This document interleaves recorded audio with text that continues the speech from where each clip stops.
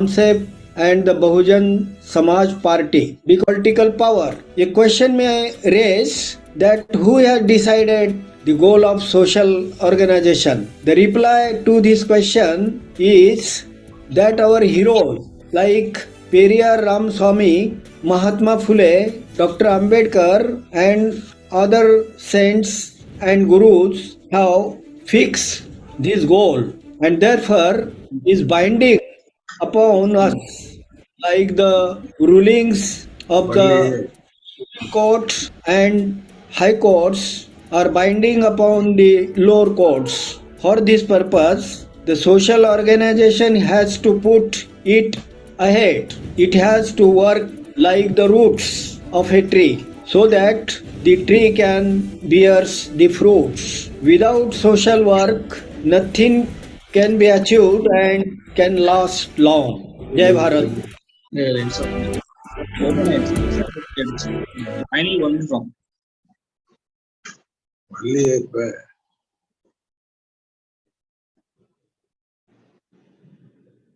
இங்க வரலையே. இன்னும் பார்த்துட்டு இருக்கீங்க வந்துடும் ஓப்பன் ஆயிட்டு.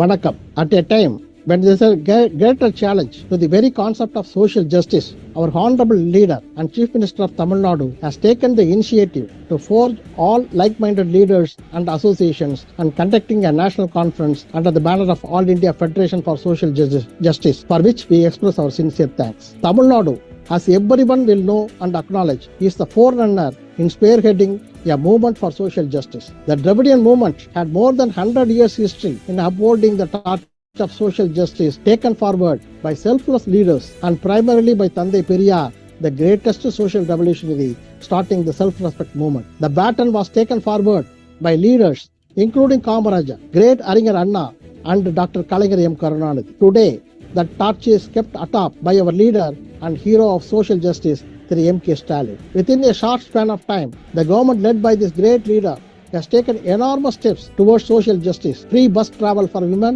free breakfast scheme for children studying in the elementary schools, health care at doorstep, ₹1,000 every month to nearly 1 crore women, to mention a few. Under the Pudumai Pen scheme of providing ₹1,000 scholarship every month for girl students from deprived sections from last year had an impact of 29% increase of girl students joining the schools. In order to ensure that reservation policy of 16% adopted in Tamil Nadu is rightly implemented, Honorable Chief Minister initiated a move of constituting a social justice monitoring committee, first of its kind in India. It is quite incidental and heartening that I am also included as a member of this committee. It is also worth mentioning, in the recent budget of 2023-24 presented last week, Tamil Nadu government has earmarked a sum of ₹1,560 crores for the welfare of backward classes. This is totally in contrast with the Union government's allocation of ₹1,970 crores roughly for the backward classes in the earlier budget. Be it NEET or national education policy,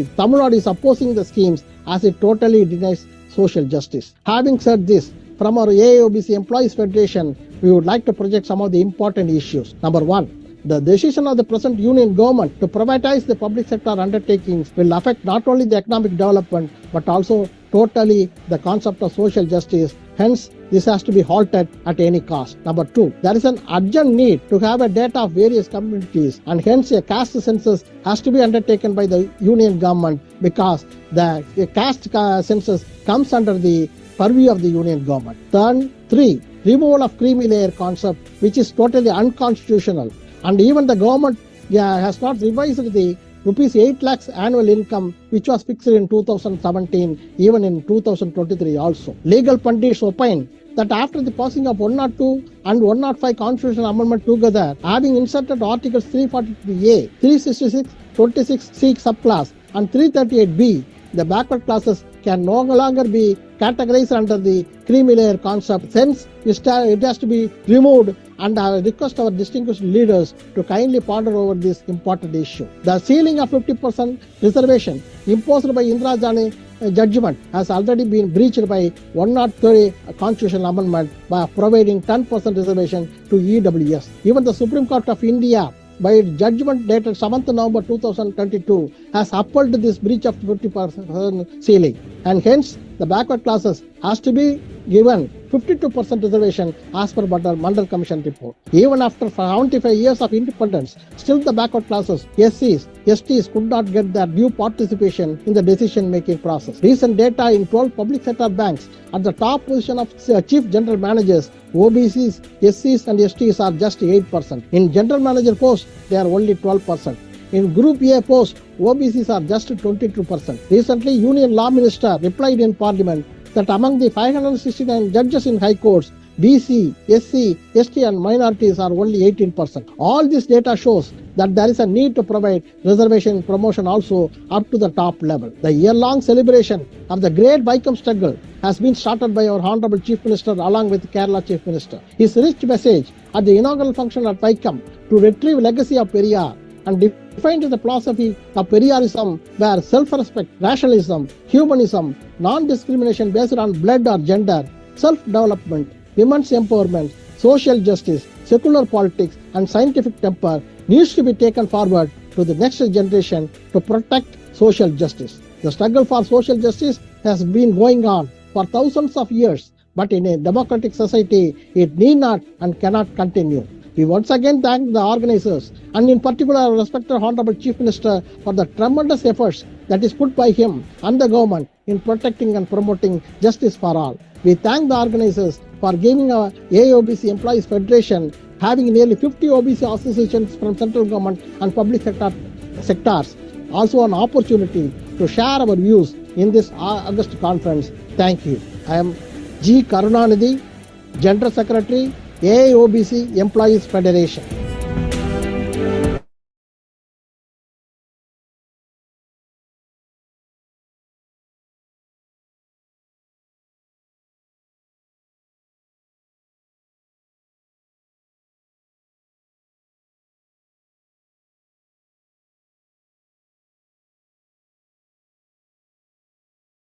Honorable President, distinguished guests, brothers and sisters. On behalf of All India Forward Bloc, the party founded by Netaji Subhash Chandra Bose and nurtured by Pasumban Muthuramalinga Thevar, I congratulate Dravida Munnetra Kazhagam and its leader Sri M.K. Stalin for organizing this event under the banner of All India Federation for Social Justice to discuss a burning issue confronting our nation today. And indeed, it is an opportunity for the political force of our country, the political forces of our country to come together to discuss about how the ruling clique of our country is sabotaging the constitutional values enshrined very clearly in the preamble of our constitution. Our constitution says that our country is a sovereign, socialist, secular,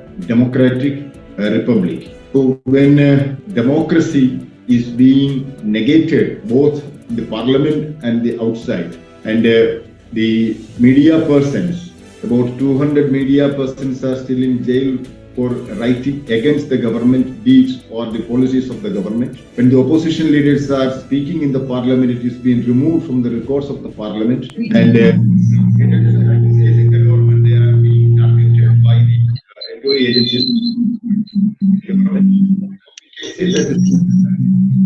The fascism is drawing energy from the decadence of parliamentary system. So the communal majority of our country is outnumbering the political majority of our nation. So it is a very unfortunate situation is being developed in our country. Our constitution ensures that justice for economic, social and political, but the discrimination is still there on the basis of caste, creed, religion, and even from the locality and the colors of skin. And how we can say that there is a justice when the entire natural and national assets have been privatized by the government?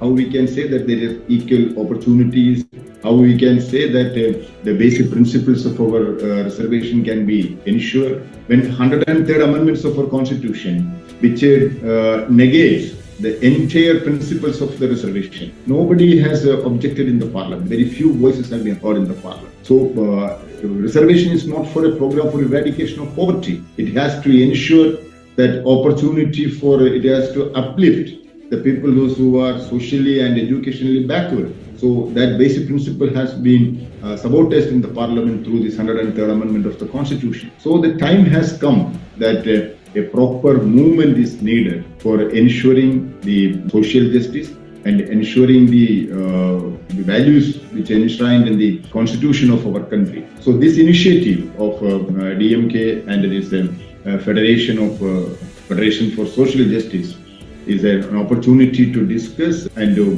draw some program, some political program to protect our constitution, to protect the values of our democracy, to protect the secular character of our nation, and to protect the rights of the work. Because when there is a rampant privatization, there is no principles of reservation will be followed there. Whether it is right from civil aviation to ordnance factories, now rampant privatization is taking place. There is no scope for further reservation in this government sector or any public sector. So the equal opportunity for youngsters has been also.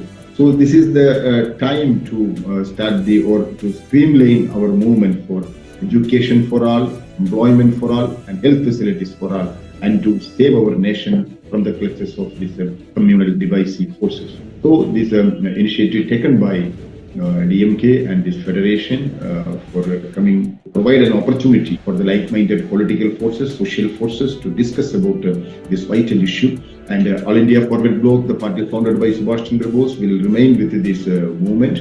And finally, I would like to mention here that this is the centenary year of Vaikam Satyagraha, the first untouchability, the movement against untouchability started in Kerala, where Thandai Periyar, V. Ramaswamy Naikar was part and parcel of that movement. And this is a right opportunity to start or streamline or strengthen this movement. And it is also to be mentioned here, it is very imperative to mention here that it is Pashuman Muthuramalingam Thevar who led the movement for the engine for entering the people from the lower community for the entry of Madurai Meenakshi temple. So that is also an historical moment. So the party of Pashuman Muthuramalingam Thevar, the Forward Bloc, will remain with this movement, and we will leave no stone unturned to strengthen the movement for social. Thank you very much once again for the organizers, and definitely we will remain with you and for the coming. Thank you.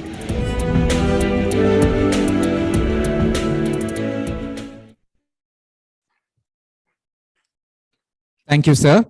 I now invite Mr. Vaman Meshram, the National President BAMSIF, to deliver his address. अब मैं BAMSIF के राष्ट्रीय पूर्व अध्यक्ष श्री वामन मेश्राम से सभा को संबोधित करने का अनुरोध करती हूं।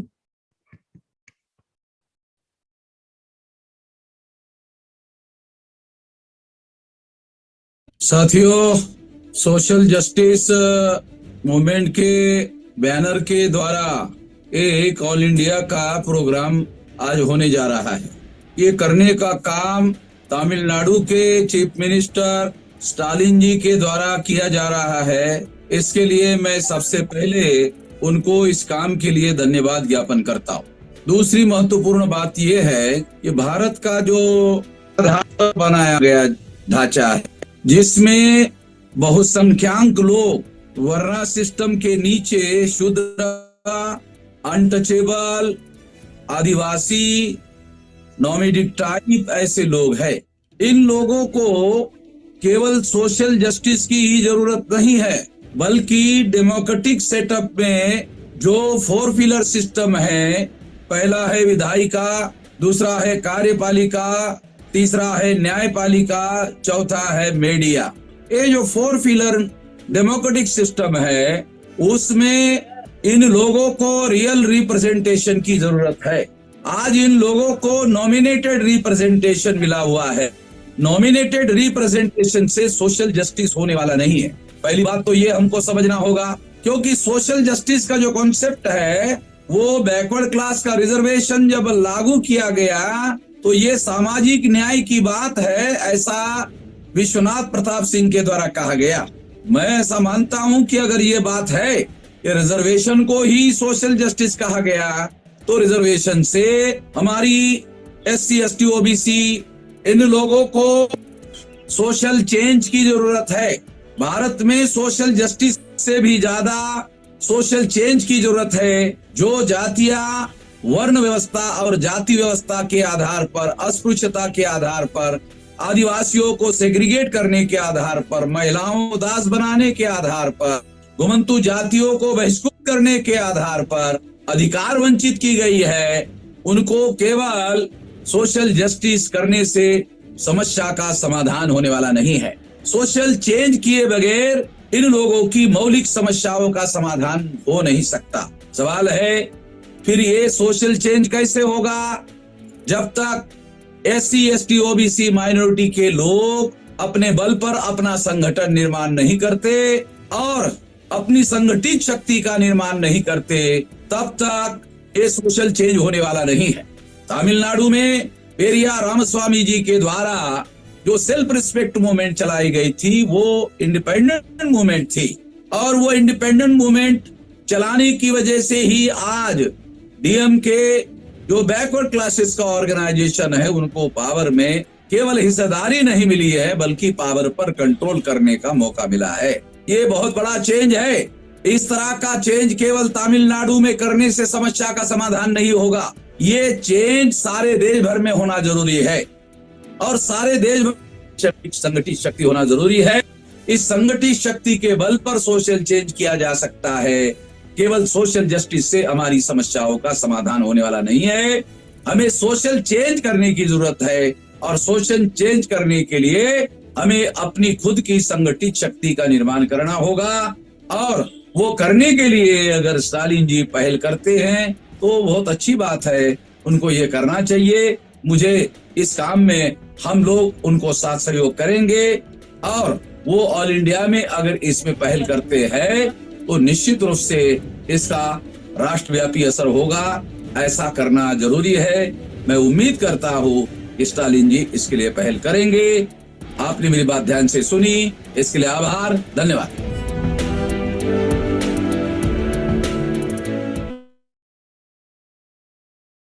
Thank you, sir. I now invite Mr. B.D. Borkar, former President of People's Party of India Democratic, to deliver his address. अब मैं पीपल्स पार्टी ऑफ इंडिया के पूर्व अध्यक्ष श्री BD बोरकर से सभा को संबोधित करने का अनुरोध करती हूँ।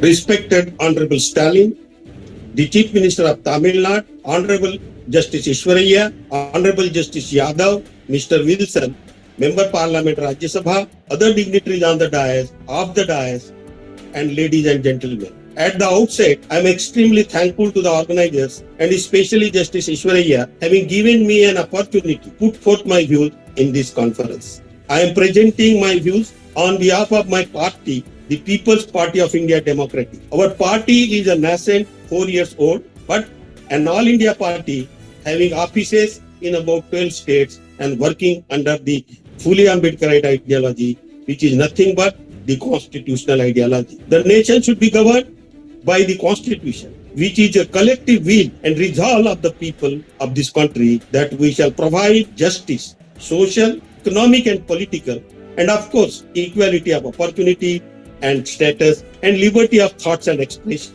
We, the Mool Nivasi, Bahujan, still stand by that solemn resolution in the Constituent Assembly. But the so-called Savarnas have disowned that resolution and gone back to make this country a Hindu Rashtra, against which Dr. Ambedkar has cautioned. He said, and I quote, "If Hindu Raj does become a fact, it will no doubt be the greatest calamity for this country. No matter what the Hindus say, Hinduism is menace to liberty, equality, and fraternity. On that count, It is incompatible with democracy. Hindu Raj must be prevented at any cost. When we, through our constitution, resolve to provide justice, it means distributive justice.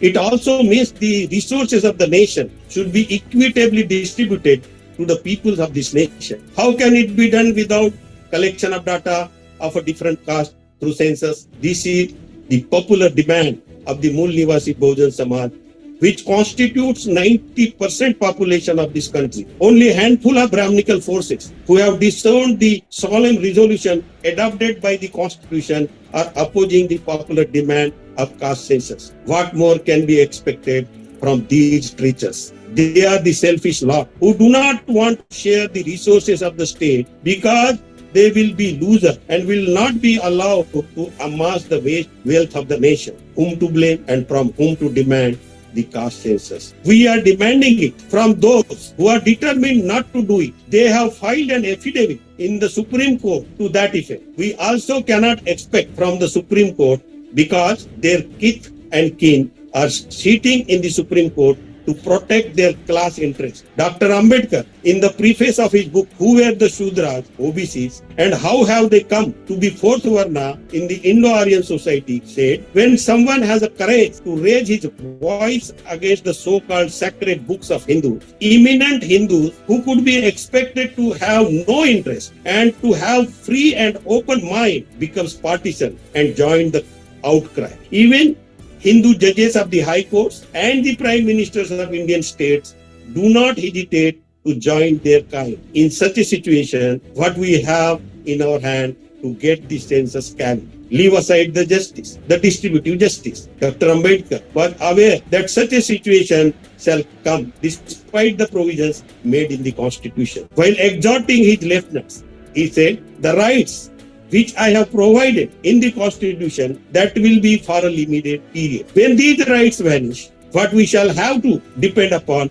is our organization, our unity, and our strength. Do we have any strength? Do we have any power? Having 90% population numerically, how can we say we have no strength? We have no power. We have power, not in our hands, but on the fingertips of our hand, which Dr. Ambedkar laboriously earned for us from British in 1930 and incorporated in our constitution through Article 326 of the Constitution. What have we done with it? We have given this power in the hands of our enemies for the last 72 years and even continue to hope that they will use this power for our rights, for our betterment.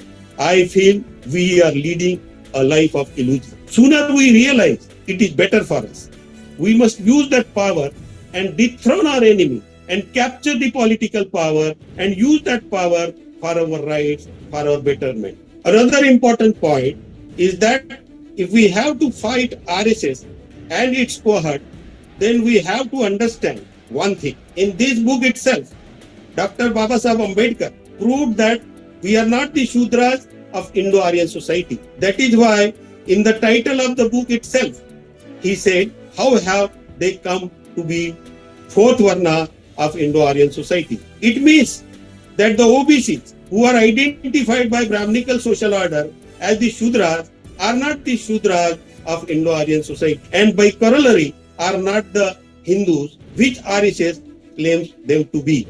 We are different people, the original inhabitants, Mool Nivasi of this land. This awakening is required on large scale among OBC. Unless we distinguish ourselves from the Hindus of RSS, which are only Savarnas, we cannot fight them. There is no point to beat around the bush. To conclude, we have to fight RSS, BJP, not only politically by constitutional means, but socially by sociological means. Jai Bhim, Jai Mool Nivasi, Jai Samvidhan, Jai Bharat. Thank you.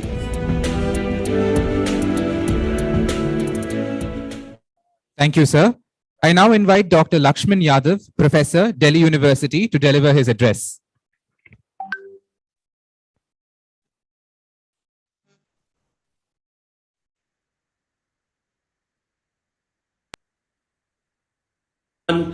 जोहार इंकलाब जिंदाबाद। दोस्तों, आज हम लोग जिस वजह से दिल्ली में इकट्ठा हुए हैं, ये बहुत जरूरी वजह है। बाबा साहब डॉक्टर भीमराव अंबेडकर ने संविधान सभा की आखिरी बैठकों में एक बात कही थी कि ये राष्ट्र अभी है नहीं, भारत एक राष्ट्र है नहीं, भारत को राष्ट्र बनना है।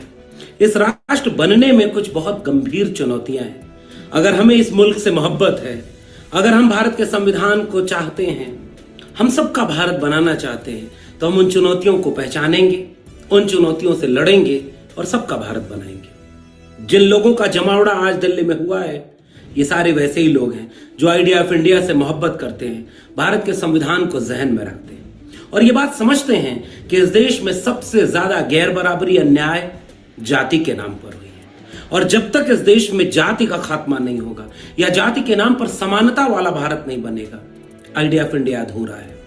इसलिए हम सामाजिक न्याय के मानने वाले लोग, बिरसा, फूले, अंबेडकर, पेरियार, अब्दुल कयूम अंसारी, भगत सिंह को मानने वाले लोग, मंडल और कांशी राम को मानने वाले लोग, इस देश के मोहब्बत करने वाले लोग आज यहाँ पर इकट्ठे करने की लड़ाई जरूरी है।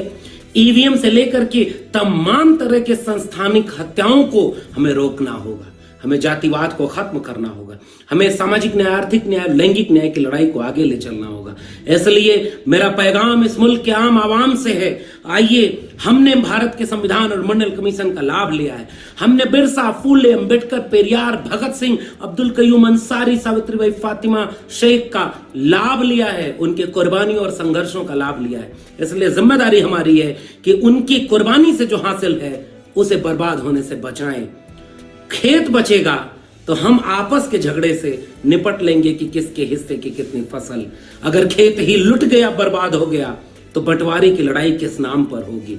मुल्क के 90% कमेरा लोगों, आइए मिल करके सामाजिक न्याय की लड़ाई को, जाति जनगणना की लड़ाई को, मंडल कमीशन के सिफारिशों के लागू कराने की लड़ाई को, शिक्षा के बचाने की लड़ाई को, भूमि सुधार की लड़ाई को, संसाधनों के बराबर के वितरण की लड़ाई को आगे ले चलें। और राष्ट्रभक्त हम हैं, राष्ट्र को बनाने का काम हमारे मुल्क के पुरखों ने किया है, इसलिए राष्ट्र को बचाने का काम हम करेंगे। बहुत बहुत शुक्रिया। जय भीम, जय मंडल, संविधान जिंदाबाद, उलगुलान जिंदाबाद, इंकलाब जिंदाबाद। Thank you, sir. I now request Dr. Anil Jaihind, the convener of the Samvidhan Bachao Sangharsh Samiti, to deliver his address. Of the rich and upper class people of our country rule our country.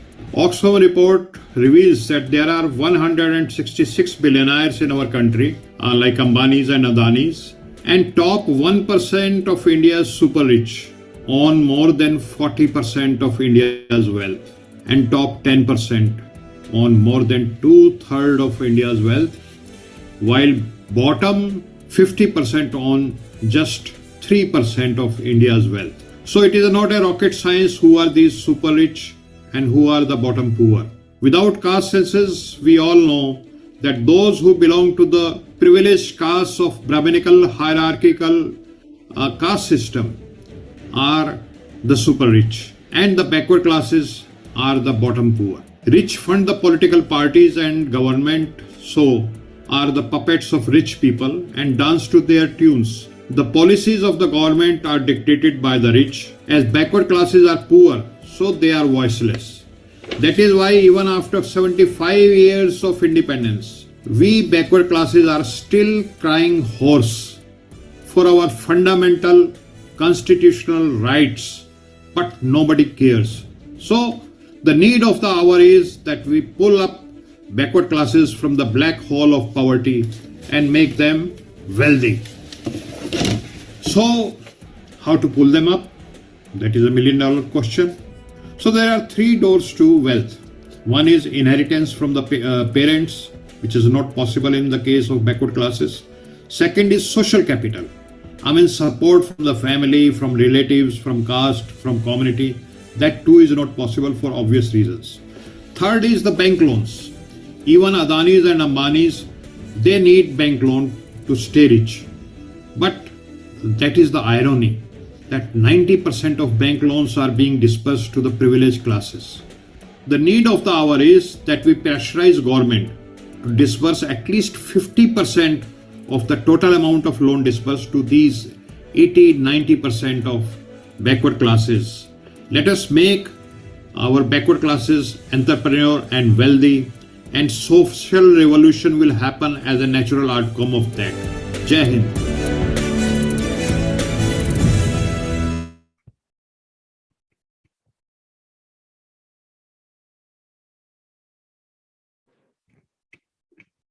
Thank you, sir. I request Dr. Ratan Lal, Professor, Delhi University, to deliver his address. P. Wilson, Justice Ishwaraya Sahab, Justice Virendra Singh Yadav Sahab, and other dignitaries for organizing such an important and great program and taking head on against the draconian BJP RSS regime, whose commitment is more to the Manusmriti than to the constitutional separate electorate for the depressed classes. But this tussle between untouchables and OBC never affected Ambedkar's ideas of Bahujan Hitaya, Bahujan Sukhaya. He always stood for the rights of OBC communities, and when he got the opportunity to frame the Constitution of India, first he made the provision for OBC reservation in Article 340. And we should also remember when Ambedkar resigned from the Nehru cabinet, and out of 4 reasons, one reason was non-implementation of OBC reservation or commission. At this juncture, we should remember that Ambedkar met Periyar twice, and Ambedkar favored the revival of non-Brahmin parties of Bombay and Madras provinces. We must now congratulate the Honorable Chief Minister Tamil Nadu for combining the struggle of both Ambedkar and Periyar. I request Honorable CM Thiru M.K. Stalin and other OBC leaders to come forward and appeal their followers to stand up as the vanguard fighters against the atrocities on scheduled caste and scheduled tribes minorities by the caste Hindus, upper caste Hindus, and don't align with them in any way. We should recognize the support made by SC, ST, OBC minorities, and they have always supported and fought for reservation of OBC, protection of their rights, and caste census. So once again, I request all of you, the dignitaries, to stand up as a crusader against the Brahmanical forces and protect the interest and dignity of SC, ST, OBCs, minorities, women, and all. And the Tamil Nadu model of social justice must be repeated at all India level. Thank you. Jai Bhim, Jai Bhim.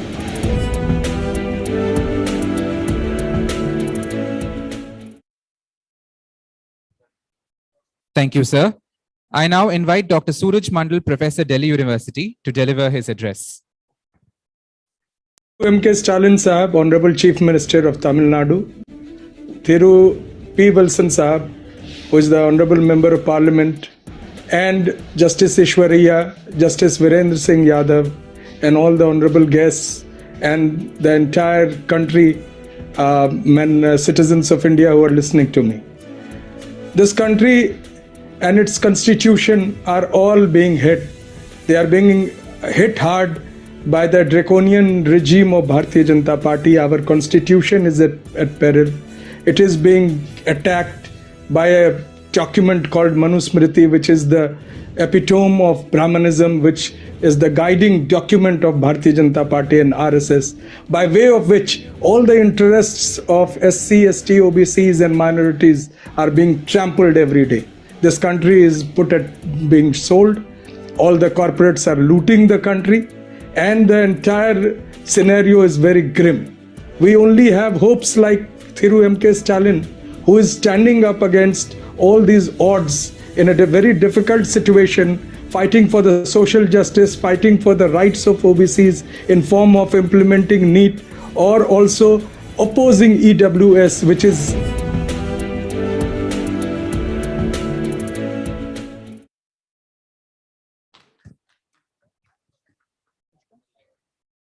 Thank you, sir. I now invite Mr. Bahadur Singh Lodhi, the Chief Organizer of Pichar Varg Samyukt Sangharsh Morcha, Madhya Pradesh, to deliver his address. कि भारत देश में संख्या कितनी है, इसलिए प्रति 10 वर्ष बाद भारत देश में जनगणना होती है। दुनिया का अनोखा देश है भारत। भारत के 50% से अधिक जनगणकों से मांग करते रहे हैं। भारत की जनगणना में हमारी जनगणना हो। भारत की जनगणना में SC, ST सामान्य वर्ग की जनगणना होती है।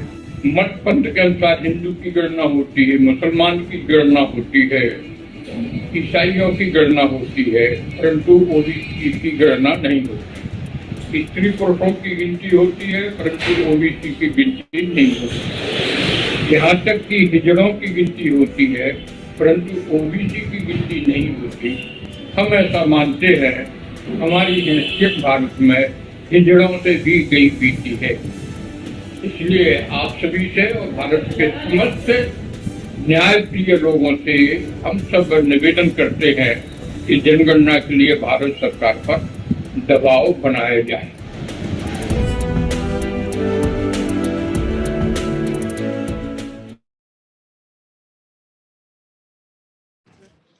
Thank you, sir. I now request Mr. Dilip Mandal, senior journalist, to deliver his address. This meeting of Social Justice Forum. This meeting is happening at a very crucial juncture of history of nation, because at this moment of history, we need actually to blend growth and social justice, and without doing that, we will leave behind large swath of population who are not getting benefit of the policies and the nation building process. So as we have seen in some of the states, especially southern states, and I would like to name Tamil Nadu and also to some extent Kerala, they have shown a way of the development model, and I call that model growth with capability approach, or what you call Dravidian model. That model takes into account that the population as a whole should be made capable, their capacity has to be enhanced so that they become part of the development matrix. Otherwise, the middle class will not grow, and with that, the manufacturing sector and also to some extent services sector will not grow. So this model, this Dravidian model, propagated by DMK and being carried forward by Chief Minister M.K. Stalin, is a model which other states and union government should also follow. And it's very important that now this model is getting popularity, and it's becoming popular in the north also, because you can see that how all the development indexes of Tamil Nadu is surging forward, moving ahead, and beating many of the states. So that is the model which is there, which other states can follow, or they can make amendments according to their local needs. But capability approach is the way, and this is the era of social justice. This is the century of social justice, what we call the Ambedkar century. And in this century, we need to broaden the scope of middle class, and that new middle class will obviously come from scheduled caste, OBC, scheduled tribe, denotified tribes, and all those minorities and other communities from the rural population. And I think that model is the way forward. And it's great that you are holding this meeting, and with this, you will take different other initiatives also to make this model national model. And with this, I congratulate you again for holding this meeting, and I hope that resolution will be passed in this meeting, which will become a template for other states and union government to follow. Thank you so much.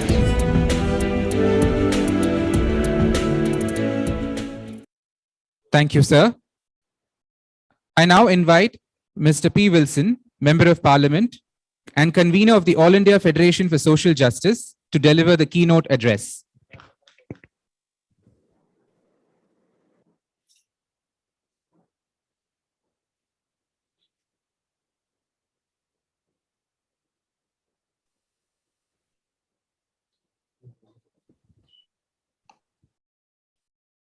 the Honorable Chief Minister of Tamil Nadu, President of the Dravida Munnetra Kazhagam, and the fourth leader of Dravidan movement, Talavar M.K. Stalin avargale, our very special guest of honor, Honorable Mr. Ashok Gehlot, Chief Minister of Rajasthan, Honorable Mr. Hemant Soren, Chief Minister of Jharkhand, Honorable Mr. Tejasvi Yadav, Deputy Chief Minister of Bihar, Honorable Mr. Sitaram Yechury, General Secretary, Communist Party of India, Marxist, Honorable Mr. D. Raja, General Secretary, Communist Party of India, Honorable Mr. Akhilesh Yadav, Leader of Opposition, Uttar Pradesh and President, Samajwadi Party, Honorable Mr. Farooq Abdullah, Member of Parliament, President, Jammu and Kashmir National Conference,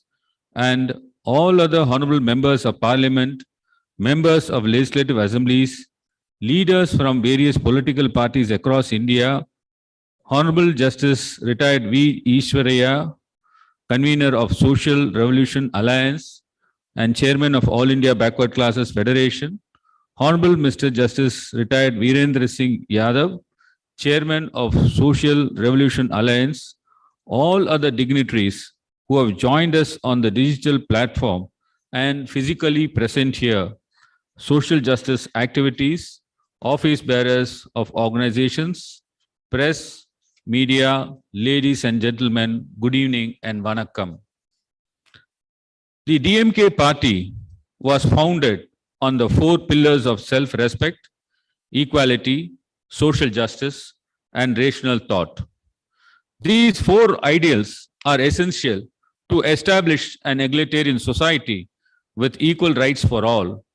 Right from Thandai Periyar to Peraringer Anna to Muttamil Kalaignar Dr. Kalanya and now to our party president Talavar M.K. Stalin, the DMK party has always been the voice of the voiceless, striving to secure for the underprivileged and the downtrodden economic and social justice. The Honorable Chief Minister of Tamil Nadu, after donning the mantle as a leader of Dravidian movement, he left no stone unturned to ensure social justice and equality. Some of the Dravidian model government's policies and achievements are unprecedented. He is a man of action. He says only what he will do and does more than what he says. Of the many historical injustices meted out to the OBC, SC and ST communities, the worst is the artificial divide created by caste in place of worship that only persons born in a few so-called forward communities are fit enough to serve God. Thandai E.V.R. Periyar's long-standing dream was to have priests from the scheduled caste, scheduled tribe and other backward class communities in temples to break this historical oppression, and our leader fulfilled this dream recently by issuing orders to train and appoint archakas from scheduled caste, scheduled tribe and OBC communities as temple priests, reinforcing the idea that all people are created equal and should be treated as such.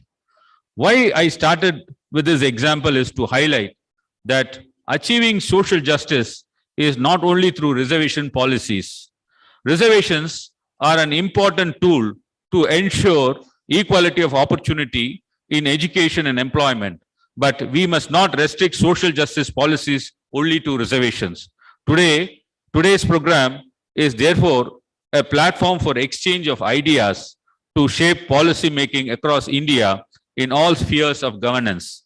The thread of social justice must not be woven as a blanket that protects Tamil Nadu or Rajasthan or Bihar or Uttar Pradesh alone, but must cover the length and breadth of India, especially states that have so far not had a social justice awakening. Today, we find ourselves in a political battle with an ideology of division. We must meet it with unity of purpose between those who cherish the notions of equality and fraternity embedded in our Constitution's very preamble. There are forces at play that are trying to not only stall the upliftment of socially backward communities, but also reverse the progress so made so far. Our leader, தலைவர் M.K. Stalin, recognizing that the fight for social justice has to be united, all India effort sounded the bugle to establish the All India Federation for Social Justice last year on the 74th Republic Day as a forum to unite like-minded leaders, political parties, activists, and members of civil society from all across the nation to come together to discuss, exchange ideas and thoughts, and engineer policies to promote, protect, and further the cause of the social justice and cooperative federalism. He wrote individual letters to all the leaders of the political parties in India last year, informing about the formation of All India Federation for Social Justice and inviting them to join the federation. Answering the call, many parties have joined hands to come together today, and more are expected to join us in the near future. It is essential to acknowledge that in order to have a true egalitarian state, social justice must be the cornerstone. Though social justice has many connotations and interpretations, our leader, Through M.K. Stalin, beautifully summarized the core philosophy as everything for everyone. This means that the idea behind social justice is that the state's resource must be equally accessible to all members of society. Thus, when education or employment is being monopolized by one section of society, reservation was a tool we used to open the windows of opportunity to the marginalized communities. The battle for reservation was fought in both the political and legal arenas. As you are aware, 2 years ago, DMK, under the guidance of our leader, Honorable Mr. M.K. Stalin, fought for the OBC reservations in medical and dental seats in courts. And through the court, we secured 27% reservations for the OBC. And as a result, every year, about 4,022 seats in medical courses and about 1,000 seats in dental courses will be made available for the OBC students throughout India.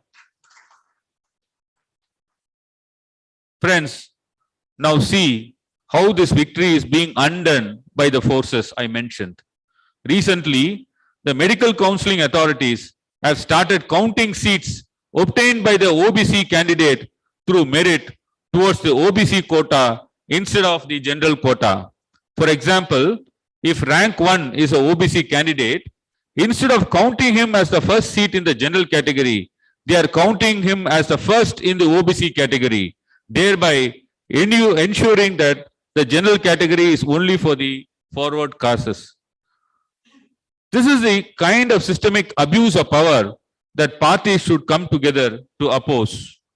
In this conference, a few key policy areas are to be addressed by the honorable guest. The first is the urgent need to conduct a caste census. Recently, state laws granting OBC reservations in local body elections were struck down by the various high courts and Supreme Court on the ground that there is no empirical data on the caste population. Our leader, Honorable Through M.K. Stalin, has been time and again speaking about due representation in higher judiciary. In fact, he made this request before two sitting Honorable Chief Justices of India at different points. Our present Honorable Chief Justice of India, Dr. D.Y. Chandrachud, has been very receptive in this regard. He has heard our pleas for social representation and he has publicly committed by maintaining diversity in the higher judiciary, which is very commendable. However, at the state levels, we must ensure that when high courts consult the respective state governments for appointment of judges, we insist on the due representation of all communities and women. I would also take this opportunity to place before this August gathering the need to include OBC reservations in promotions as well and not just initial appointment, since social ostracization continues even after the appointment to a service. Therefore, there is a need to amend Article 16(4)(a) to grant reservations in promotions post as well when there is underrepresentations of backward classes. Another important aspect is that we reach out to the next generation to continue the battle for social justice. The legacy of great social justice warriors must be passed on to them. In Tamil Nadu, we have our Mr. Udayanidhi Stalin, Secretary of the DMK Youth Wing, actively promoting study circles and focus groups to educate today's generation about the struggles of Tandai Periyar and other social justice leaders. The inculcations of social justice values in the next generation is of paramount importance. Before I conclude, I thank Honorable Justice Ishwaraya, Honorable Justice Virendra Singh Yadav, who have brought together the various backward class organizations for this event.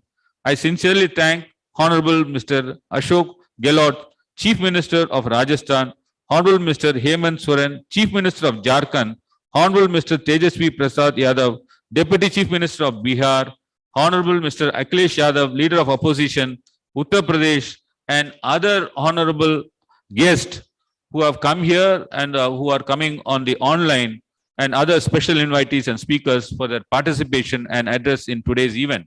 I wholeheartedly thank my beloved தலைவர், Honorable M.K. Stalin, Honorable Chief Minister of Tamil Nadu, for being the guardian of social justice and uniting the country's most important social justice voices under this platform, and for being inspiration and driving force behind this federation.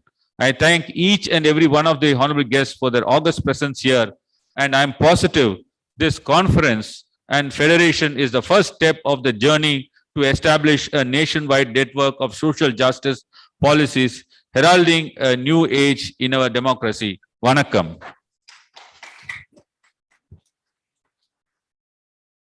Thank you, sir. I now invite Honorable Mr. Derek O'Brien, Member of Parliament and Parliament Party Leader in the Rajya Sabha of the All India Trinamool Congress to deliver the special address. Thank you. Good evening. Being the first speaker, I better set a good example and keep to time. We've been given 5 minutes each, so I'll keep to time. Congratulations to Mr. Stalin for putting this together. And just to save time, I have the permission, I suppose, of all the dignitaries to say good evening to each one of you without mentioning anyone by name. On behalf of the All India Trinamool Congress and its chairperson, Chief Minister of West Bengal, Ms. Mamata Banerjee, I'm happy to share a few thoughts. So let's dive straight in. Let's look at the scheduled castes and scheduled tribes. UP reported the highest number of cases, 26% UP. Which party runs UP? We know the answer. Madhya Pradesh reported the highest number of cases at 30%. Which party runs Madhya Pradesh? We know the answer. Women. Crimes against women have increased by 15%. Sadly, there are 86 cases of rape every day. Kolkata, fortunately, where I come from, is the least crime population from the metropolitan cities. And we had 11 rapes, but that's even 11 rapes too many. I want to give you very, very quickly some examples of Bengal to share, which can become a model. My friend Mr. Wilson was telling us about Tamil Nadu, and I think it's a great learning experience where states can learn and share good ideas from each other. The Kanya Shri scheme in Bengal touches 81 lakh girls. It's a cash allowance, which has been awarded. It's got a lot of international awards. The Vivekananda Scholarship has benefited 8 lakh students. That's from economically backward sections. The Rupashri is a cash transfer scheme for women before marriage. That's more than 2 lakh women. And there are other schemes like Yuvashri, which has a financial assistance for 2 lakh youth and a scholarship for minority community students called Aikyashri. So there are lots and lots of schemes. We don't have the time to go into those details, but I want to leave you with two thoughts for this conference. The caste-based reservation should extend. I completely agree with what Mr. Wilson said in his opening remarks. And I do believe the caste-based reservation should extend to Dalits and the converts to other religions. And of course, there's been a considerable delay in census. And with so many great minds here today, I want to leave you with a thought of seeing the Ranganath Mishra Commission in 2007. And that commission had recommended that, I can be heard. So that's 3 minutes. So I've got another 2 minutes. So I've made some points about the opening remarks. But in the next 2 minutes, I really again want to congratulate the DMK and the Mr. Stalin for getting political parties on a common platform. Now that's the need. It's wonderful. The Chief Minister, Mr. Gehlot, is here from a Congress state. We have Mr. Akhilesh Yadav, Mr. Hemant Soren from the JMM, and all the political parties are here. There are still 2 or 3 political parties who don't want to fight the BJP. This is not the time to sit on the fence. I would humbly appeal to Mr. Naveen Patnaik and the Biju Janata Dal. You've got to be here, sir. We together, Mr. Jagan Reddy of the YSR. And I know we keep saying this is not a political platform. Of course, all these are political platforms, and let's not shy away, because now is not the time to be gray. Now is the time to be black or white. We have a task to do, and thank you so much for hearing me out. And I want to encourage all the other speakers after this to stick to their time. Thank you very, very much. Jai Hind.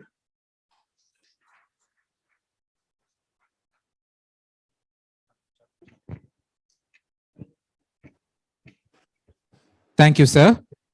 I now request Honorable Mr. Chagan Chandrakant Bhujbal, the member of the Legislative Assembly Maharashtra and former Deputy Chief Minister of Maharashtra from the Nationalist Congress Party, to deliver his special address. At the outset, I thank Honorable Stalin for convening this National Conference for Social Justice. I have 2-3 suggestions. All other things we are discussing since long. From various parties, we people are here. Number 1, so far, this national census is not begun. I would say, let us pass the resolution unanimously that in this census, caste census also should be included. And what for?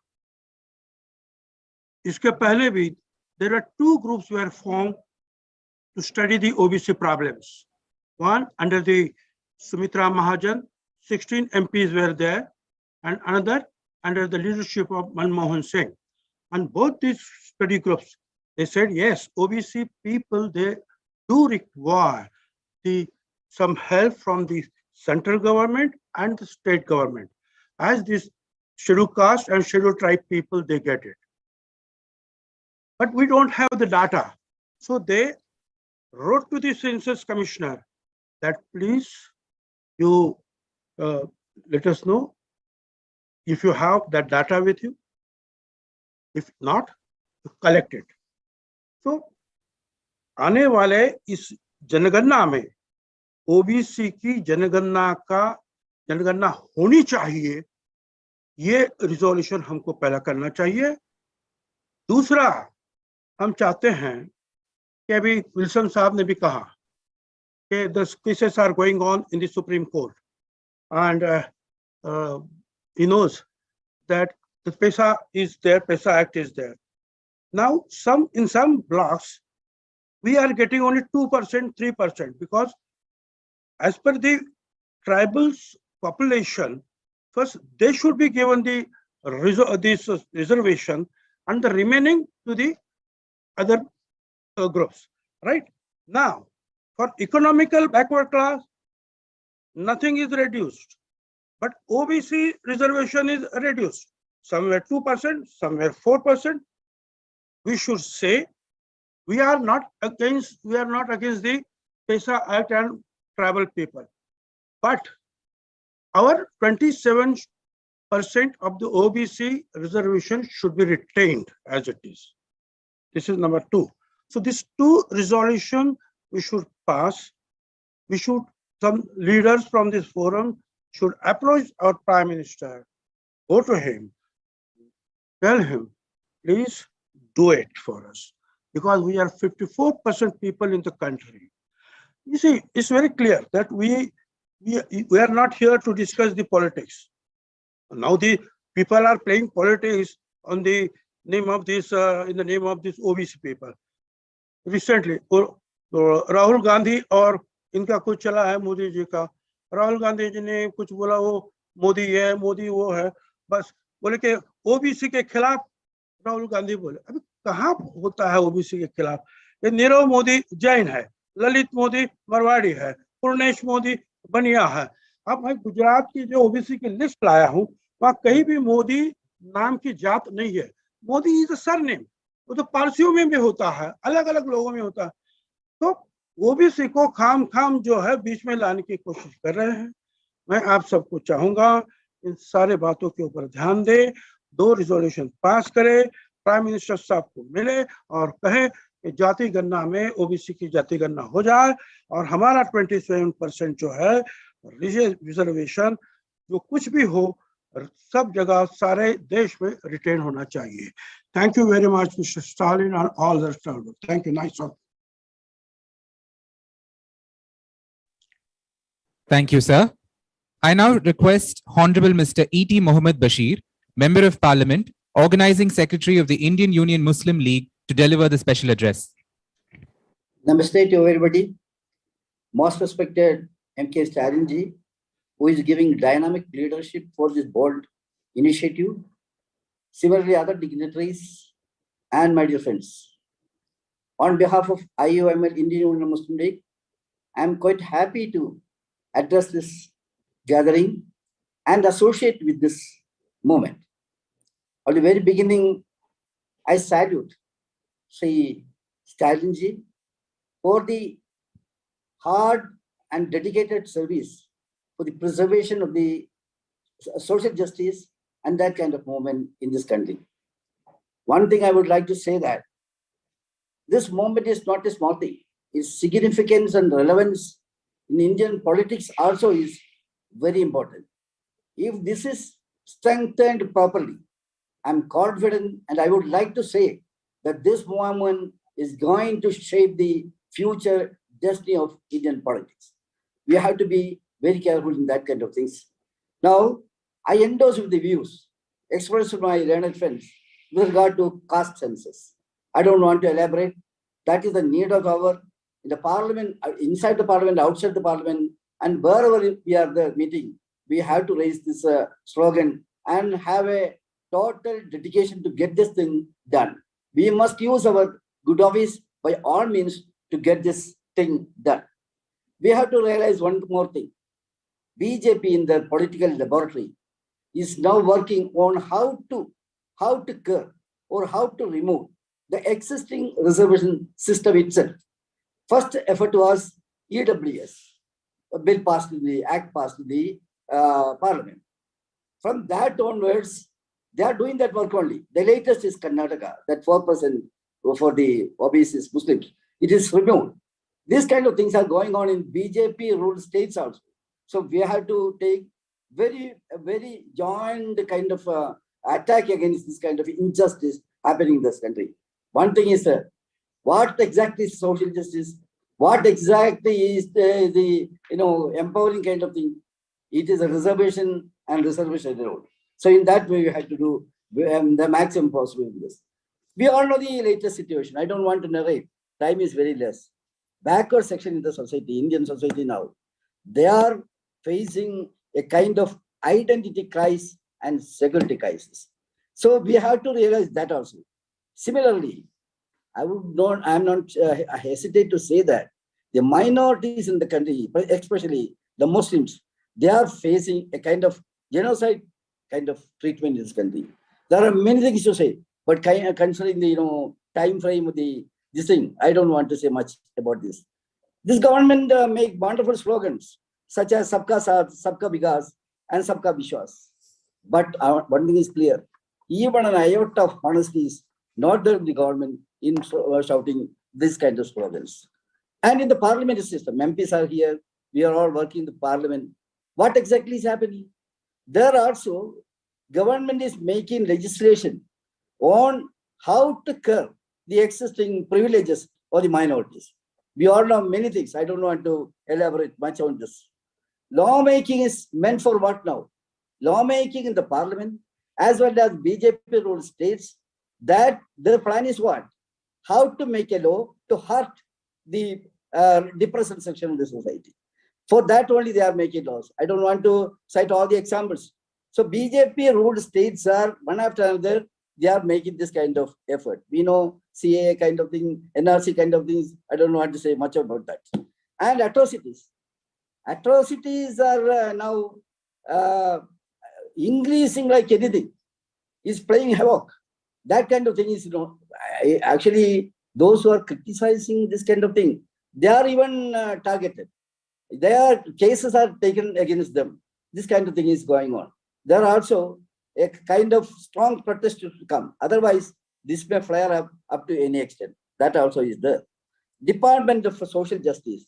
I'm a member of that consultative committee of the parliament. My learned friends also may be there. What exactly is happening there? That department is the most worst department as far as government of India is concerned now in the parliament.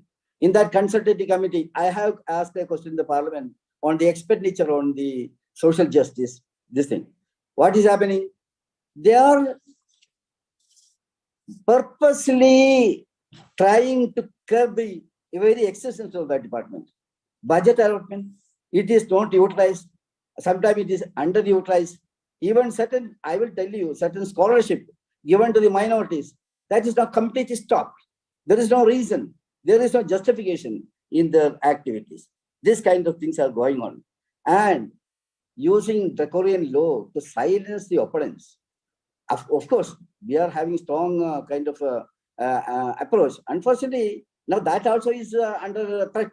You cannot speak, you cannot write, you cannot ask the questions, you cannot raise your voice.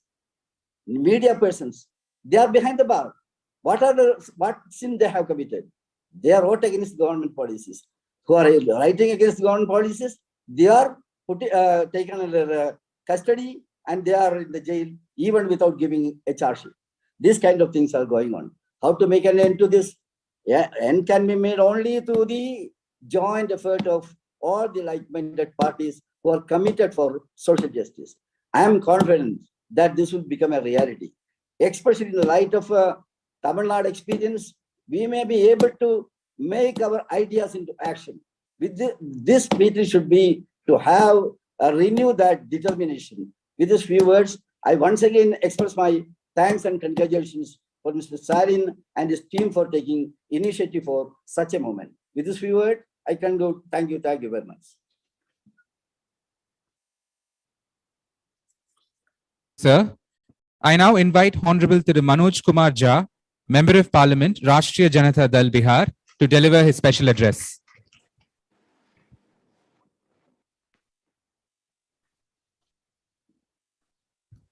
Thank you. Thank you, everyone. Thank you, DMK, Comrade Stalin, everyone for this first National Convention, All India Forum for Social Justice. You have a great legacy, DMK, as a political party. I don't consider DMK as merely a political party, it's a social revolution. And parties born out of social revolution, they have a commitment which other parties can't match. In lighter vein, many of our friends say that Rashtriya Janata Dal is the DMK of North. So we feel privileged when such assertions are made. I can only, on behalf of my political party, I can only say we stand in solidarity. We shall work together, even within parliament and outside, in state assemblies. Now, I have never seen that a population so huge, and world over you won't get a sense that such huge population is getting the kind of treatment it is getting. We must also remember that the fight for social justice today is much more difficult than it ever was, because we are operating in a polarized society. And in a polarized politics, the greatest victim is values and principles of social justice. Lest all of us forget about it, I think we must put our act together. From this room onwards, we work together on the streets, in the parliament, in state assemblies, as Bihar is conducting its own caste survey. Now, people are asking, your caste survey will result in casteism. I mean, come on, have some sense. Casteism has existed for thousands of years. And here we have somebody in front of me. He repeated only those issues what Dr. Babasaheb Bhimrao Ambedkar had said.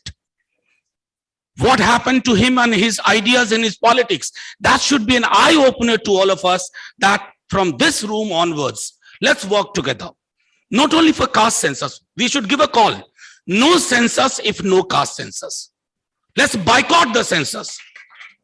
Because why do we need numbers? Numbers have a chemistry. Numbers have a psychology. Numbers have attraction. We need all these three. Thank you very much. On behalf of my party, I stand in solidarity. We work together inside the parliament. Balu sir knows it. We shall work outside the parliament and make sure that this government, which I believe that it has actually a doctoral degree in deflection. You ask them, I mean, that entire controversy around Modi's surname. Come on, boss. If you are so concerned about it, why the vacancies? If you are so concerned about it, did you look at the faces of your member of cabinet? If you are so concerned, do you look at the real idea of representation? Not. So we understand your politics. Now we shall make sure you understand our politics. Thank you very much. Jai Hind.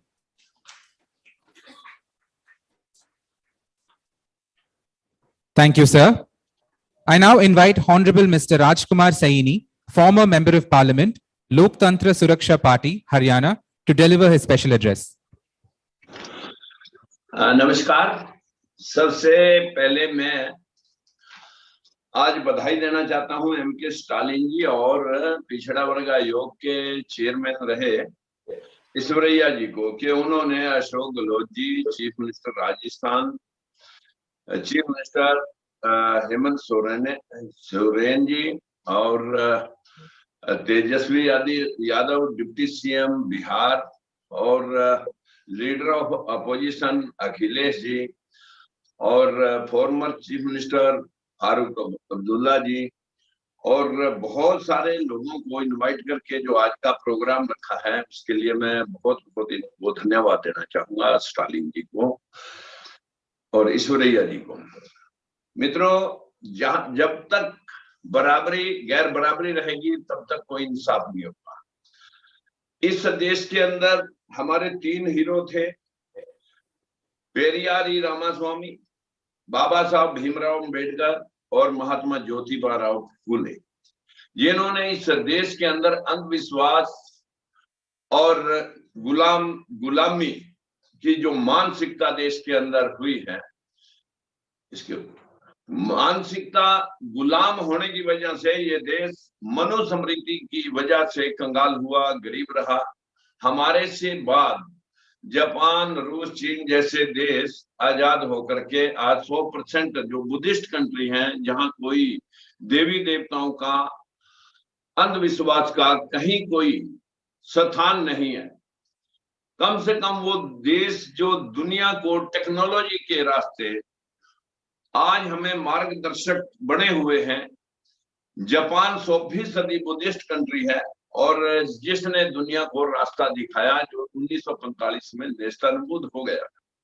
लेकिन इस देश में 33 करोड़ या 33 कोटि देवी देवता जो बाबा साहब भीमराव अम्बेडकर, महात्मा ज्योतिबा फूले और पेरियार ई रामास्वामी ने इन शास्त्रों के बारे में, इन धार्मिक शास्त्रों के बारे में जो वर्णन किया है, उस पर हमारे देश के सुप्रीम कोर्ट ने भी मुहर लगाई है कि ये सब रामायण, महाभारत और वैदिक शास्त्र ये कपोल कल्पित कहानियां घड़ी गई हैं।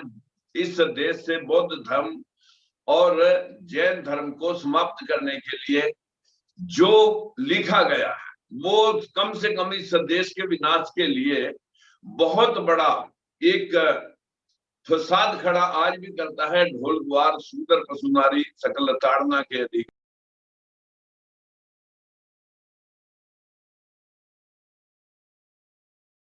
विश्वास फैलाया जा रहा है। बहुत सारे जेल में जा चुके हैं। जिस दिन से मोबाइल अस्तित्व में आया है हम और आप बैठ करके इसके ऊपर आज चर्चा कर रहे हैं। कम से कम इसमें अब बहुत ज्यादा देर नहीं लगेगी। बहुत देर हो चुकी है। इस देश की गरीबी का जो मूल कारण है वो है हमारा ऊंच नीच पैदा करने वाला जो धर्म जिसको हम हिंदू धर्म कह रहे हैं। जबकि आप जानते हैं कि सुप्रीम कोर्ट में भी बहुत सारे के कोई शब्द इन शास्त्रों में हिंदू नाम का नहीं है। ये तो महात्मा गांधी ने कि कहीं ब्राह्मणवादी व्यवस्था ये माइनॉरिटी में ना आ जाए तो बाकी के लोगों को सब दलित पिछड़ा जिसको हम मूल निवासी कहते हैं इनको जोड़ करके ये जो 80वीं सदी लोगों को इसमें इन्वॉल्व किया है। जब हमें अधिकार देने हैं तब तो हम दलित और पिछड़े हैं, लेकिन जब हमें वोट लेने हैं हमारे से तब हम हिंदू हैं। यही एक देश की बदकिस्मती है कि जिसको वामन मेश्राम जी ने बहुत सही शब्दों में कहा कि जब तक सामाजिक परिवर्तन नहीं होगा तब तक इस देश को बिना सत्ता के हम इंसाफ नहीं दिला सकते।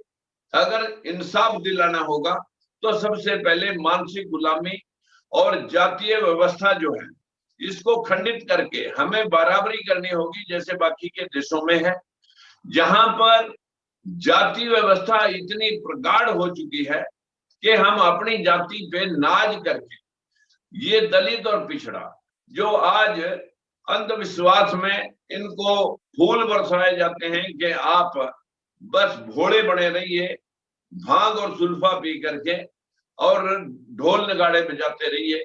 यही व्यवस्था इस देश का नाश कर रही है। जबकि हमारे देश के अंदर अगर हम चाहते हैं कि ये देश आगे बढ़ जाए तो इस स्वर्ग नरक के डर से बाहर निकलना हो। अन्यथा स्वर्ग और नरक के नाम पर इस देश को लूटा गया है। इस देश को कर्म के भरोसे नहीं भाग्य के भरोसे स्टार्ट किया गया है। क्या होता है स्वर्ग? किसी के घर में दाना पानी अच्छा है, समाज में इज्जत है, घर में कलेश नहीं, मुकदमा बीमारी नहीं, तो वो घर स्वर्ग है। उसकी बनिस्बत जहां भाई भाई दो इंच जमीन के लिए खूनी दुश्मन हो रहा, वहां जो है आप सब जानते हैं कि या किसी को पैरालाइज हो गया एक्सीडेंट में, कहीं उसके कोमा में चला गया, इन बिटवीन जो है ना वो जो व्यक्ति पड़ा हुआ जिसको कीड़े पड़ गए वो यही नरक और स्वर्ग भोगता है। आसमानों में कहीं स्वर्ग या नरक नहीं है। इसी डर की वजह से कि पुनर्जन्म में आप जो भी कमाओ, इस दलित और पिछड़े मूल निवासियों को बस यही समझाया गया कि जो कमाओ हमें दान पुण्य कर दो और फिर हम जो है ना स्वर्ग में आपको भेज देंगे। स्वर्ग से आकर के किसी ने आज तक बताया नहीं कि मैं स्वर्ग पहुंच गया और जाके किसी ने देखा नहीं। इसी व्यवस्था के कारण ये पूरा देश लूट रहा है। मित्रों, मैं तो इतना ही कहना चाहूंगा कि अगर आप चाहते हैं राजनीति में तभी जा पाएंगे जब हम अंधविश्वास से बाहर निकलेंगे। हमारा दलित और पिछड़ा सिर्फ मानसिक गुलामी की वजह से आज हालात से बेबस उन बाबाओं के चक्कर में, उन पंडित पुजारियों के चक्कर में फंसा हुआ है जो कर्म के भरोसे नहीं भाग्य के भरोसे उनको डाल रहे हैं और डर दिखा दिखा करके लूट रहे हैं। मित्रों, आज ये व्यवस्था जो आज स्टालिन साहब के प्रयासों से, ऐश्वर्या जी के प्रयासों से जो ये आज का प्रोग्राम रखा गया है, मैं उनको पुनः धन्यवाद देना चाहता हूं और इतने सारे लोगों को आपने जोड़ा उसके लिए बहुत बहुत धन्यवाद। Thank you, sir. I now invite Honorable Mr. Mahadev Jankar, Member of Legislative Council, Maharashtra, to deliver his special address. First of all, I am thankful to the convener of the All India Federation for Social, Honorable Mr. M.K. Stalin, and Honorable Justice E.V. Ishwaraya, and Honorable Mr. P. Wilson. Sir, I am, as per my me for social justice in Indian democracy, the caste-based census is mandatory. As per history about the caste-based census, we all know that conducted in 1931. In 1931, the government of the India paid attention to the collection of the information of the conductive to better knowledge of the backward and depressed classes and of the problems involved in their present and the future welfare. Why do we want to hide the fact? If we would not get to that, how many of us are there?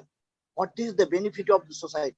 There was a need to determine the exact composition of our population and extend the reservation benefit according. If we do not know who is the standing in the last queue of the development, how come to plan same scheme for the only caste-based census?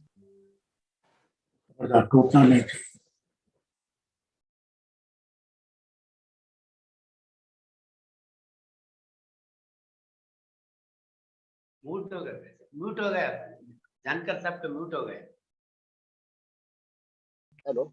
Hello, there is nothing but India UPA behind in the same manner. That's why I am requested to you in wealth distribution. According to a report of the Exxon on the wealth distribution in India released in that year 2022, the top 10 of the Indian population own 74.3% of the total wealth, while the middle 40 and the bottom 50 owns 22.9 and mere 2.8 respectively. This data give us a clear picture of the increasing class-based inequality in India society. But considering the fact the Indian society is also satisfied on the basis of the caste, we need to look into their caste system based composition of the top 10, middle 40 and bottom of the 50 of the Indian population in order to arrive at the fair conclusion about that the data actually represents the various caste groups in India, which caste groups were benefited from the development story of the India and which groups have been left out. This in terms of the wealth distribution, we can clearly see that upper caste groups are very overrepresented in the top of the segment of the Indian population as compared to their population share, while OBC, ST, SC and minority communities are represented in the middle and bottom of the wealth of the distribution. Thus, the structure of the wealth distribution of India is mirrors the hierarchy of the caste system. That is the benefit of the policy making. The purpose of the caste census is not merely there to the reservation issue. A caste census would actually bring to the fore for the large number of the issues and that the democratic country need to attain the particularly the number of people who are the margins who are deprived or the kind of the occupation the purpose. That's why in caste I am requested to all the OBC leaders, SC, ST and minority leaders who of open challenge. Politics is the master key which would open all the doors. इसके ऊपर हमें ज्यादा प्यार करना चाहिए. मैं Stalin MK Stalin साहब और ईश्वरैया और जस्टिस यादव और पी विल्सन को अभिनंदन करना चाहता हूँ राष्ट्रीय समाज पार्टी की ओर से. जब तक रीजनल पार्टी के नेता देश के प्रधानमंत्री नहीं बनेंगे और तब तक हमारा हित नहीं होगा. कांग्रेस और बीजेपी से हमारे समाज के भी पीएम बनेंगे तो काम नहीं होने वाला है. इसलिए आपने सोचना चाहिए. स्टालिन रहे, यह भी अखिलेश यादव रहे, तेजस्वी रहे, ये लोग जब तक प्राइम मिनिस्टर नहीं बनेंगे ईश्वरा साहब तब तक हमारा हित नहीं होने वाला. ब्यूरोक्रेसी में भी हम भी कैबिनेट मिनिस्टर थे, कुछ नहीं होता था. आपको कोई सुनने वाले नहीं. मैं तो मेरी छोटी पार्टी है, लेकिन छोटी छोटी पार्टी के जैसा तमिलनाडु में हमारे ओबीसी का हित होता है वैसा हर जगह ओबीसी का हित होना है. तो हमारा प्राइम मिनिस्टर, हमारा चीफ सेक्रेटरी, हमारा सुप्रीम कोर्ट का जज जब तक हमारा नहीं होगा तब तक हमारा हित नहीं होगा. इसी के साथ आपने मुझे मौका दिया. Thanks of all the peoples of the that organization. Thank you. Thank you, sir. I now invite Honorable Thiru Dr. K. Kesava Rao, Member of Parliament and Parliamentary Party Leader, Bharatiya Rashtriya Samiti, to deliver the special address.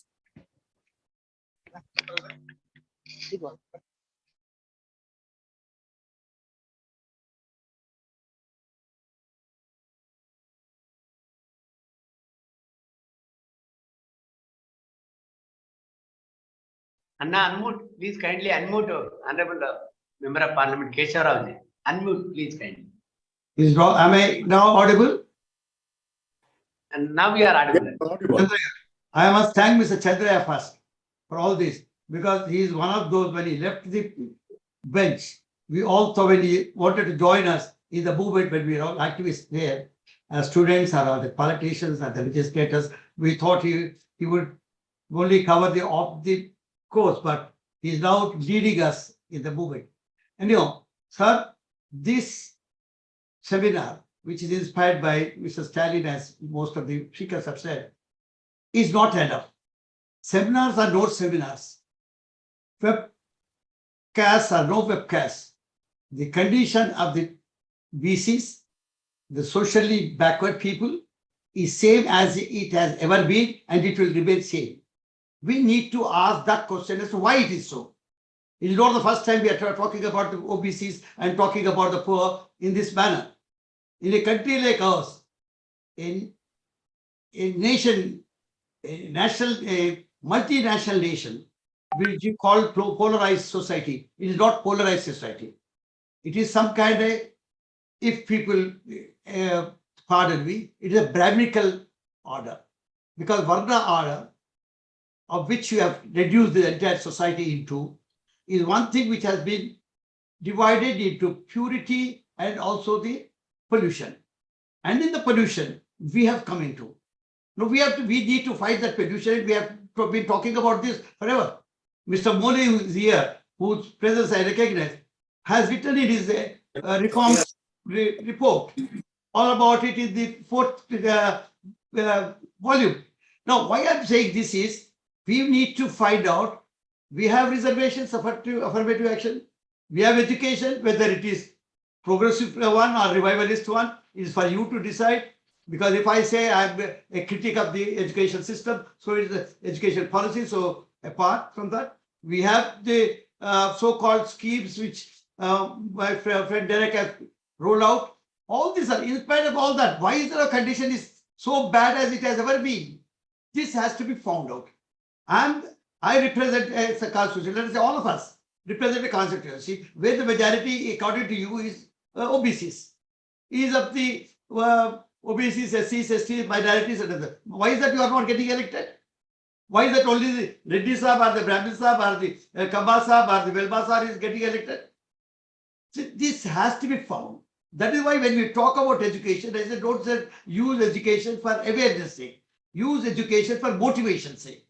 Let the boys be motivated into social realities and social justice. Now, social justice here is means distributive justice. Social justice here means a long chapter. So I would not include, because we are born in a very peculiar society where I can't just talk what exactly is social injustice. Everything is justice to us. Whoever is the poor is injustice. And unfortunately, all the poor are backward classes, mostly. Now, I said when we are talking about democratic society, in a democratic society, it is only nothing but majoritism, is it not? Majority should make the rule. But we are majority, but we are nowhere to reckon with. So these are few questions which are coming. Can I come in? Pardon? Farooq sir, kuch bolna tha. I thought after you, I could come in and address. So I will end this. I have nothing more to say, but say all that you are saying is correct, but at the same time, let the public worker take up the task of changing bringing the social change. This legalities and other things, we have everything in the constitution, and little amendments in the constitution have also come in. They're all there. We need to take it up as a challenge, as a social challenge, as a social revolution, because political revolution is only an offshoot of social revolution. Thank you very much.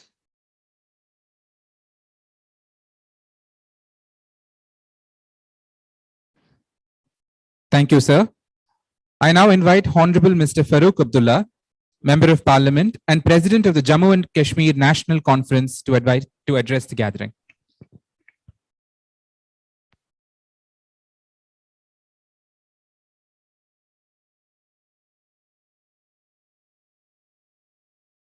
Sir, we request you to kindly unmute the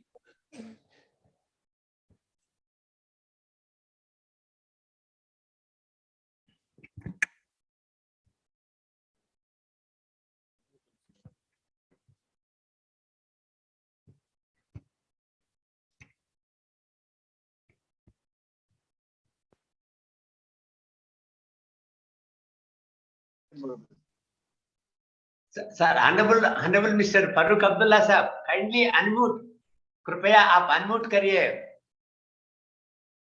unmute करिए भाई साहब, आपका mic mute में है।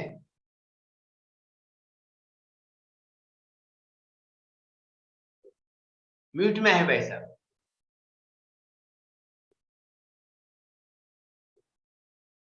No, kindly unmute, उसका speaker के ऊपर दबाए तो फिर अनम्यूट हो जाएगा। दो आइकन्स रहेंगे इधर, एक वीडियो का एक म्यूट का स्पीकर, उसमें दबाए तो अनम्यूट हो जाएगा।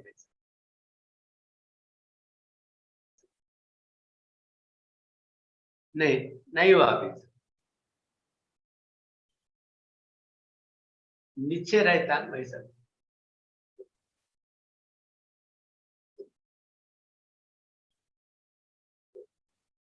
म्यूट में है भाई साहब। Farooq Saab, please touch the screen. You will find an icon of mute at the left. You can touch that and then you can talk.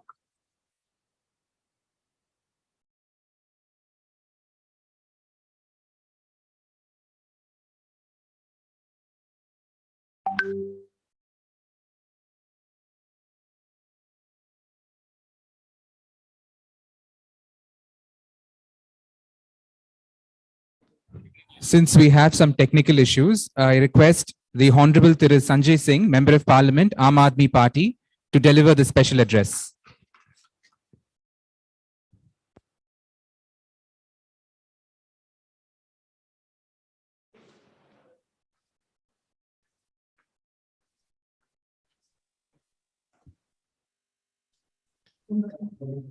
सबसे पहले मैं धन्यवाद देना चाहूंगा तमिलनाडु के मुख्यमंत्री आदरणीय एम.के. स्टालिन साहब को, पी. विल्सन साहब को, कि उन्होंने एक अच्छी चर्चा की शुरुआत की है सोशल जस्टिस के मुद्दे को लेकर।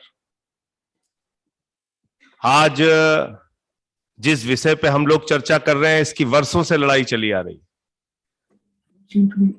एक व्यक्ति किसके घर में पैदा होगा ये उसके हाथ में नहीं होता।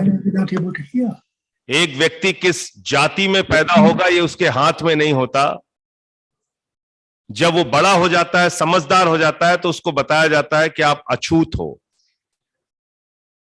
जन्म के आधार पर भेदभाव की व्यवस्था का हम लोग विरोध करते हैं और सामाजिक न्याय का मूल सिद्धांत यही होना चाहिए। भारत का संविधान, बाबा साहब डॉक्टर भीमराव अंबेडकर ने जो संविधान इस देश को दिया, उस संविधान की मूल आत्मा क्या है, उसकी प्रस्तावना क्या है? प्रस्तावना सामाजिक बराबरी की बात करती है, प्रस्तावना आर्थिक बराबरी की बात करती है। लेकिन आजादी के 75 साल के बाद भी अगर बुलंदशहर में सीआरपीएफ के जवान को थाने में एप्लीकेशन देनी पड़ती है कि मैं दलित समाज से हूं, मुझे पुलिस प्रोटेक्शन दीजिए, तब मैं घोड़ी पर बैठ के जाऊंगा, इसका मतलब आज भी छुआछूत और भेदभाव की व्यवस्था है। अगर आजादी के 75 साल के बाद भी कर्नाटका के अंदर एक मेंबर ऑफ पार्लियामेंट को गांव में इसलिए घुसने नहीं दिया जाता उद्घाटन करने के लिए क्योंकि वो दलित कम्युनिटी से है। अगर आजादी के 75 साल के बाद भी हाथरस जैसा कांड होता है, अगर आजादी के 75 साल के बाद भी मध्य प्रदेश में एक दलित को शमशान में अंतिम संस्कार नहीं करने दिया जाता, इसका मतलब आज भी सामाजिक न्याय का मुद्दा जीवंत है। बराबरी चाहिए और गैर बराबरी के खिलाफ हमारी लड़ाई जारी रहेगी। आज lateral SC community lateral entry के जरिए भारत की सरकार बड़े बड़े पदों पर अपने चहेते लोगों को भर्ती करते जा रही है। यूनिवर्सिटीज के अंदर देश के सारे विश्वविद्यालयों में तमाम जगहों पर आरक्षण की व्यवस्था को खत्म किया जा रहा है। और भारतीय जनता पार्टी की जो माता जी हैं, उनकी मां जो है आरएसएस, उसके प्रमुख मोहन भागवत जी बिहार के चुनाव में कहते हैं रिजर्वेशन पर रिव्यू होना चाहिए, रिजर्वेशन खत्म होना चाहिए। मैं आपसे कहना चाहता हूं, जब तक इस देश के अंदर गैर बराबरी की व्यवस्था है, आरक्षण के जरिए लोगों को न्याय की व्यवस्था चलनी चाहिए, तभी वो समाज में आगे बढ़ सकते हैं। डॉक्टर लोहिया ने कहा था, डॉक्टर राम मनोहर लोहिया ने कहा था, एक व्यक्ति 0 पॉइंट पे खड़ा है, एक व्यक्ति 20 किलोमीटर आगे खड़ा है, दोनों में प्रतियोगिता नहीं कराई जा सकती। अगर आपको बराबरी की लड़ाई करानी है तो जो 0 पर खड़ा है उसको आगे लेकर आइए और तब प्रतियोगिता कराइए। और इसके लिए रिजर्वेशन का जो सिद्धांत है वो विशेष अवसर का सिद्धांत है, जो समाज के पिछड़े हुए, शोषित, वंचित लोगों को मिलना ही चाहिए। तो मैं ये कहना चाहता हूं कि जिस तरह से कास्ट सेंसस, जाति जनगणना से भाग रही है सरकार, ये क्यों भाग रहे हैं? क्योंकि इनकी जो मातृ संस्था है आरएसएस, वो चाहती है कि वर्ण व्यवस्था रहे समाज के अंदर, जाति के आधार पर भेदभाव रहे समाज के अंदर। वो चाहती है कि ये जो भेदभाव की व्यवस्था वर्षों से चली आ रही है, ये जीवित और जिंदा रहे। मैं आम आदमी पार्टी के तौर पे अरविंद केजरीवाल जी की ओर से ये कहना चाहता हूं कि हम इस जाति जनगणना के पक्ष में हैं और जातिगत जनगणना देश की सरकार को कराना चाहिए। पता तभी चलेगा किस जाति के कितने लोग हैं और तभी आप उनके साथ न्याय कर सकते हैं। अन्यथा खाली सबका साथ सबका विकास का नारा देके और कुछ लोगों को आप खरबोपति बनाते जाएं तो ये व्यवस्था चलने वाली नहीं है। आज देश की सारी संपत्ति आकाश में पूछो जहाज अडानी का, जमीन पे आ जाओ एयरपोर्ट अडानी का, समुद्र में चले जाओ सीपोर्ट अडानी का, पाताल में चले जाओ कोयला अडानी का, गैस अडानी का, आयरन ओर अडानी का, स्टील अडानी का, सीमेंट अडानी का। आज सारी की सारी संपत्ति आकाश से लेकर पाताल तक प्रधानमंत्री ने अडानी को दे दिया। 2.5 लाख करोड़ रुपए का कर्जा दिया, 86,000 करोड़ रुपए का कर्जा माफ किया। आप कहते हो सबका साथ सबका विकास? नहीं, सबका साथ सबका विकास नहीं है। विकास सिर्फ नरेंद्र मोदी जी के मित्रों का है, मित्रों का। और इस व्यवस्था को हमें बदलकर ऐसी व्यवस्था लानी पड़ेगी जिसमें आर्थिक भागीदारी भी हो, सामाजिक भागीदारी भी हो और नौकरियों में भी बराबर की भागीदारी हो, तभी ये देश आगे जब बढ़ पाएगा। मैं फिर से एक बार आप सबको बधाई देते हुए ये कास्ट सेंसस का जो मुद्दा है उसका समर्थन करते हुए आम आदमी पार्टी की ओर से, अरविंद केजरीवाल जी की ओर से आपको विश्वास दिलाना चाहता हूं कि इस लड़ाई को जब जब आप आगे बढ़ाएंगे, जहां कहीं भी हम लोगों को बुलाएंगे, सदन से लेके सड़क तक आपके साथ खड़े रहेंगे। बहुत बहुत शुक्रिया, बहुत बहुत धन्यवाद। I think it's unmuted. Thank you, sir. I now invite Honorable Mr. Farooq Abdullah, Member of Parliament and President of the Jammu and Kashmir National Conference, to deliver the special address. Thank you, Mr. Stalin, for this meeting, and to all the other leaders that have joined in this movement for India to grow for all. Those who have been deprived for years need to be brought out of that poverty and have to be given better life. That is what India should be for everyone. And for that, we must unite. And unless we unite and we form a central government, many of these things will not be possible. Anyway, we will try in our states to see where the states are being ruled by people other than the party that is in Delhi. Maybe they will be able to implement some of these things that Mr. Stalin has been able to do in Tamil Nadu. He has done a wonderful work. He has continued the legacy of Periyar and his father. And I'm sure this movement will continue in the rest of the nation. No doubt, many speakers before me have put before you the condition that OBCs face, the Adivasis face, the downtrodden face. But let us not forget that even in Brahmins, there are people who are still downtrodden. I have seen that myself. So if we want to build a future of India, an India which will really shine, now let's think of all, irrespective what their religion is, what their caste is, what their creed is, to where they belong, what their language is. Unless we do that, this will remain a dream for this nation. I hope this movement will continue and we will strengthen it. I can assure Mr. Stalin that we are behind him and we will be united to see that this nation shines for everyone and is prosperous for everyone. That is what dream of those who fought for India's independence, gave their lives to see Nehru put the flag on 15th of August on the Lal Killa. Never forget those who died for it. Never knew one day will come when India will be free. But India needs to be free still. It is still not free. People are still poor. People are still without education, without health, the primary things that nation needs. And therefore, I hope to God and I pray on this holy month of Ramadan that may He help us all to get out of this tragedy that we are facing today in our nation. My best wishes to all the leaders that are going to come and speak after me. And I hope that we see a shining India before I sleep.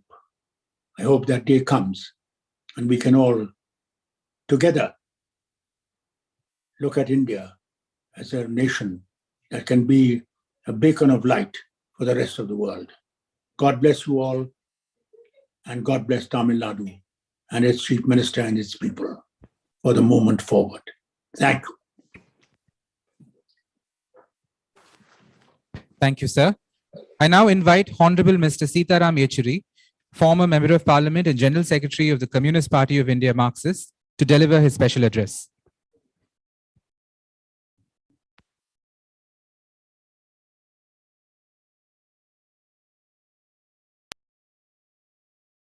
Everybody present here. At the outset, I must profusely thank Thiru Stalin for inviting me and all the others for this important consultation on how to carry forward the struggle to ensure social justice in our country. Thiru Stalin has been admirably carrying forward the struggles launched initially by the Periyar, whose legacy was continued by Thiru Annadurai, subsequently by Kalangar Thiru Karunanidhi, and now Thiru Stalin is taking forward this whole struggle to ensure that social justice can be achieved on the four foundational pillars of equality, social justice, rationalism, and self-respect. Now, these are very important elements in the struggle for social justice. Unfortunately, social justice has often been understood merely as being limited to reservations. Reservations are important, are extremely important, because they open the windows of opportunity which otherwise remained closed in the caste-driven society of ours, based on caste oppression. These windows were never allowed to be open. Reservations open these windows. So they are a necessary conditions for achieving social justice, but they are not sufficient. To make that sufficient, reservations must be accompanied by economic empowerment. And it is this economic empowerment, along with these reservations, that can give a modicum of self-respect to people who have been oppressed traditionally for centuries. The social oppression has to end. If that has to end, we all will have to act together. And this is required in a much more urgent and important manner as to be addressed in today's conditions. Because no economic empowerment would be possible without economic development.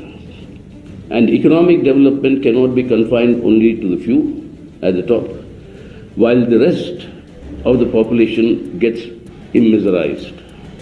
During the last 2 years, the wealth that was generated in India, 40.5% of that wealth was cornered by 1% of our population. The bottom 50% of our population had just access to 3% of that wealth. Now, this is a state of affairs in which economic empowerment to ensure social justice is achieved, it would not be possible. So this corporate communal nexus that has emerged today.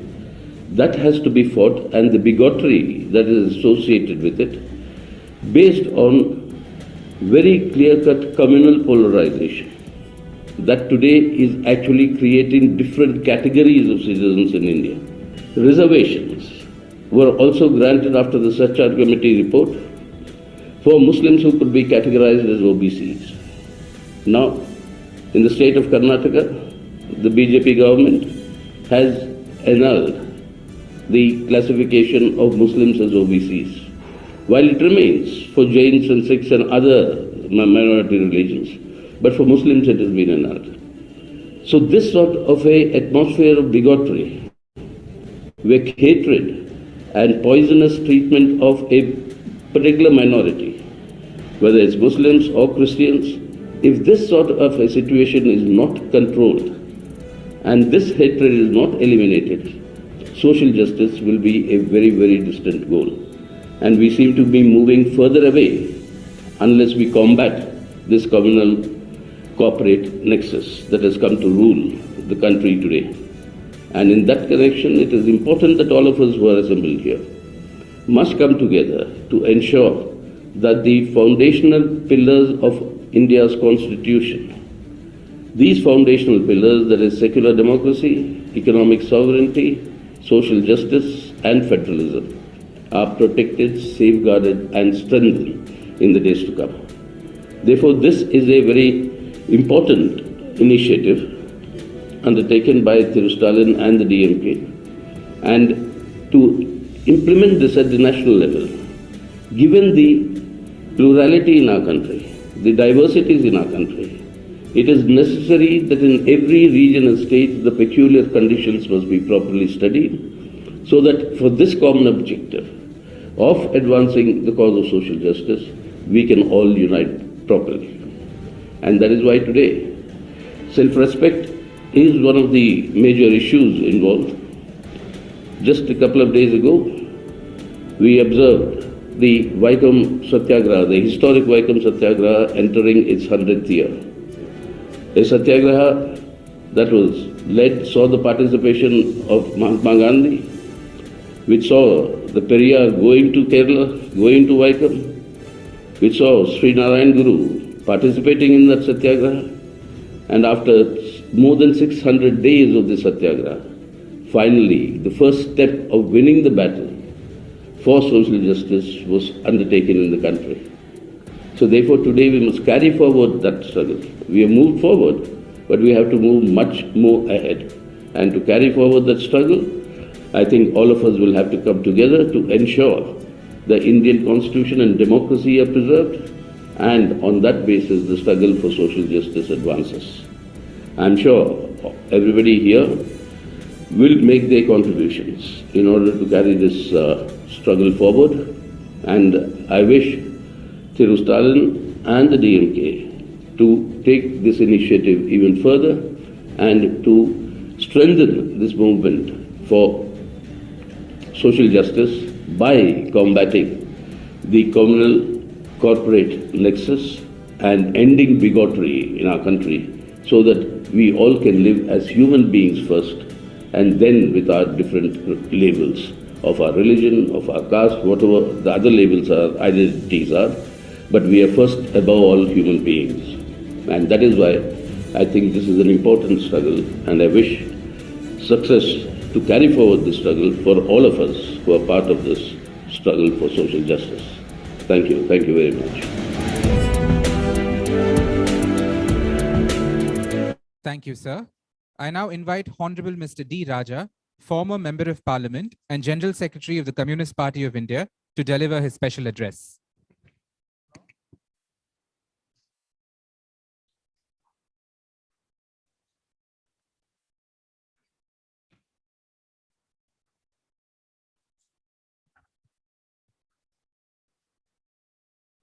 Honorable Chief Minister of Tamil Nadu,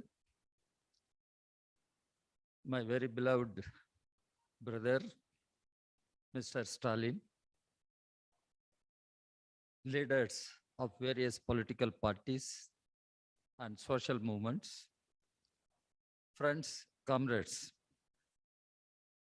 our party, the Communist Party of India, I congratulate Mr. Stalin for taking this initiative to unite all forces on the question of social justice. Tamil Nadu is a land of Thiruvalluvar. It is land of Ayodhyadas Pandit. It is land of Periyar. It is land of communist leader Singaravelu. It is land of our great Anna Kalaignar. And they all fought for social justice. They all fought for self-respect of our people in Tamil Nadu. And now Mr. Stalin has been carrying forward that legacy. I wish him all success. It so happened Periyar and Ambedkar had a great relationship. When Ambedkar went to London to participate in the Roundtable Conference, Ambedkar was undermined by several forces. At that point of time, it was Periyar who came out openly supporting Ambedkar, and he wrote series of articles in Kudiyarasu. That is the relationship, that is the commitment Periyar had with Ambedkar. Now we are discussing the question of social justice. At this point of time, our country is in an all-pervasive crisis, social, economic, and political. And the Constitution is under attack. Dr. Ambedkar was the prime architect of our Constitution. Our Constitution makes it clear Indian state should be a secular state. Indian state should be a welfare state. Indian state should be a federal state. But what is happening today? The forces of communal fascism, the forces of right reaction are taking all efforts, steps to impose a monolithic, illiberal, medieval, socio-political order on our people, which is to perpetuate the caste system, the inequality. Again, our Constitution makes it clear. Justice, social, political, and economic. The Constitution makes it clear. Liberty, equality, and fraternity. They constitute a trinity, and you cannot separate one from other. But this Constitution is being attacked, and there are efforts to throw out this Constitution. In such a situation, what is social justice? What is social justice? And here, we all should try to understand the fundamental challenges that we face today. The fundamental challenges in our battle for social justice are caste, class, and patriarchy. Dr. Ambedkar made it clear. Caste is a monster. Wherever you go, that monster crosses your way. Unless you kill that monster, you cannot think of any political reform or economic reform. That is the situation in our country. That is the situation in our country. In such a situation, how we can work together? How we can work together to end the caste system, to work for annihilation of caste, and to end class exploitation, and to ensure gender equality. Then only we can strive for a classless, a casteless India, a society which I call a socialist society. But what is happening today in our country? The caste has become a big challenge. Here, reservation, everyone agrees, reservation is not a poverty alleviation program. Reservation is not a poverty alleviation program. Reservation has been fought and introduced in order to uplift the socially, economically, educationally deprived sections of our people. They are Dalits, Adivasis, and OBCs. Now, reservation ensures access to education, employment in public sector. Where is the public sector? All public undertakings are being privatized and sold out to big corporate houses, big business houses. Where is the scope for reservation? This time has come. We will have to fight for reservation in private sector. Why not? Why government is not thinking on that issue? Reservation in private sector? Because on one side, public sector is being dismantled and no reservation in private sector. How to overcome this problem? How to overcome this problem? Here, cost matters, but how to do it? I do not want to go to the history, what happened in 1931, the first census. But now, what is happening? In 1997, when the United Front government was there, when Comrade Indrajit Gupta, our communist leader, was Home Minister, a notification was issued by Welfare Ministry. That is to say, cost to be included as a category. After that, Mr. Vajpayee came to power. That notification has been cancelled. Now again, we are raising this issue. There should be cost census. Yes, there should be cost census as part of data. Earlier, socio-economic survey was done, but even that report was not made public. When we say the cost census must be made, our party has supported. In Bihar, the state government has initiated. Our party is with the state government supporting this demand. And at national level, what we should do? Yes, we should opt for collection of caste data. At the same time, I must draw your attention. In India, we must strive for the unity of OBCs and SC/STs. And the conflict, if it arises between OBCs and SC/STs, that is not good for the progressive movement in the country. So we must strive for uniting OBCs and the SC/ST people. And we must fight unitedly for all demands for the socially deprived people for ages. Here, we must strive for a new India free from caste, exploitations, enslavements. And that is the issue which comes before us. Here, we can go on discussing, but how to reach out to the people, how to unite the political forces, how to unite the social movements which stand for social justice, It is a long-drawn battle.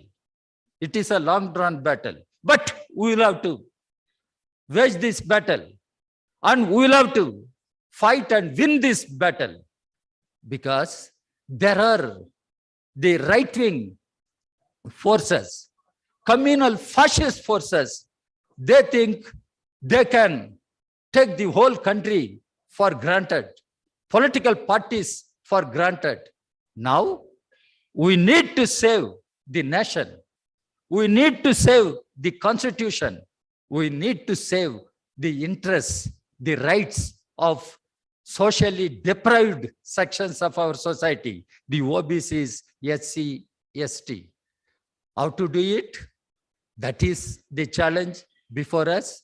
Here, I understand Mr. Stalin has taken a very great initiative on a critical issue like social justice. He has taken the initiative to mobilize all forces, political, social, at national level. And we will have to carry forward this legacy. Our party, the Communist Party of India, shares the concerns of Mr. Stalin and DMK, and we commit ourselves to work together for a better society, for a better nation. So friends, comrades, this is before us. Our future generation should think. We keep on remembering Ambedkar, Periyar, Phule, Guru Nanak, everybody. But the future generation should remember us that we fought for a better society, a better nation. And this initiative will go as an historic initiative taken by Mr. Stalin, and we all need to support this initiative. Our party gives its full support, and our party gives all best wishes for Mr. Stalin and this organization. Thank you very much. Thank you, sir. I now invite Honorable Mr. Tejashvi Yadav, the Honorable Deputy Chief Minister of Bihar, to deliver his special address. I wholeheartedly welcome everyone present in All India Federation for Social Justice, First National Conference. अभी पूर्व में जितने भी वक्ताएं थे, उन सब की बातें जो हैं हम सुन रहे थे, और बड़ी खुशी हुई इस बात को लेकर के कि सभी लोग जो हैं इस बात को बोल रहे हैं कि कास्ट सर्वे जो है वो होना चाहिए, कास्ट सेंसस जो है वो होना चाहिए। मैं आप सब लोगों को बता दूं कि जो हमारी महागठबंधन की सरकार है, वो हम सब लोगों ने मिलकर के कास्ट बेस्ड सर्वे कराने का ऐलान किया, और इसकी शुरुआत जो है हो चुकी है। और इसकी लड़ाई हमारे पिता आदरणीय लालू जी ने हर मुकाम पे लड़ा है, सड़क से संसद तक इसकी लड़ाई लड़ी। और क्योंकि राज्य सरकार जो है कास्ट सेंसस जो है नहीं करा सकती है, इसलिए हम लोगों ने सारे पहलुओं को देखते हुए हमारी सरकार ने फैसला किया कि कास्ट बेस्ड सर्वे जो है वो कराई जाए।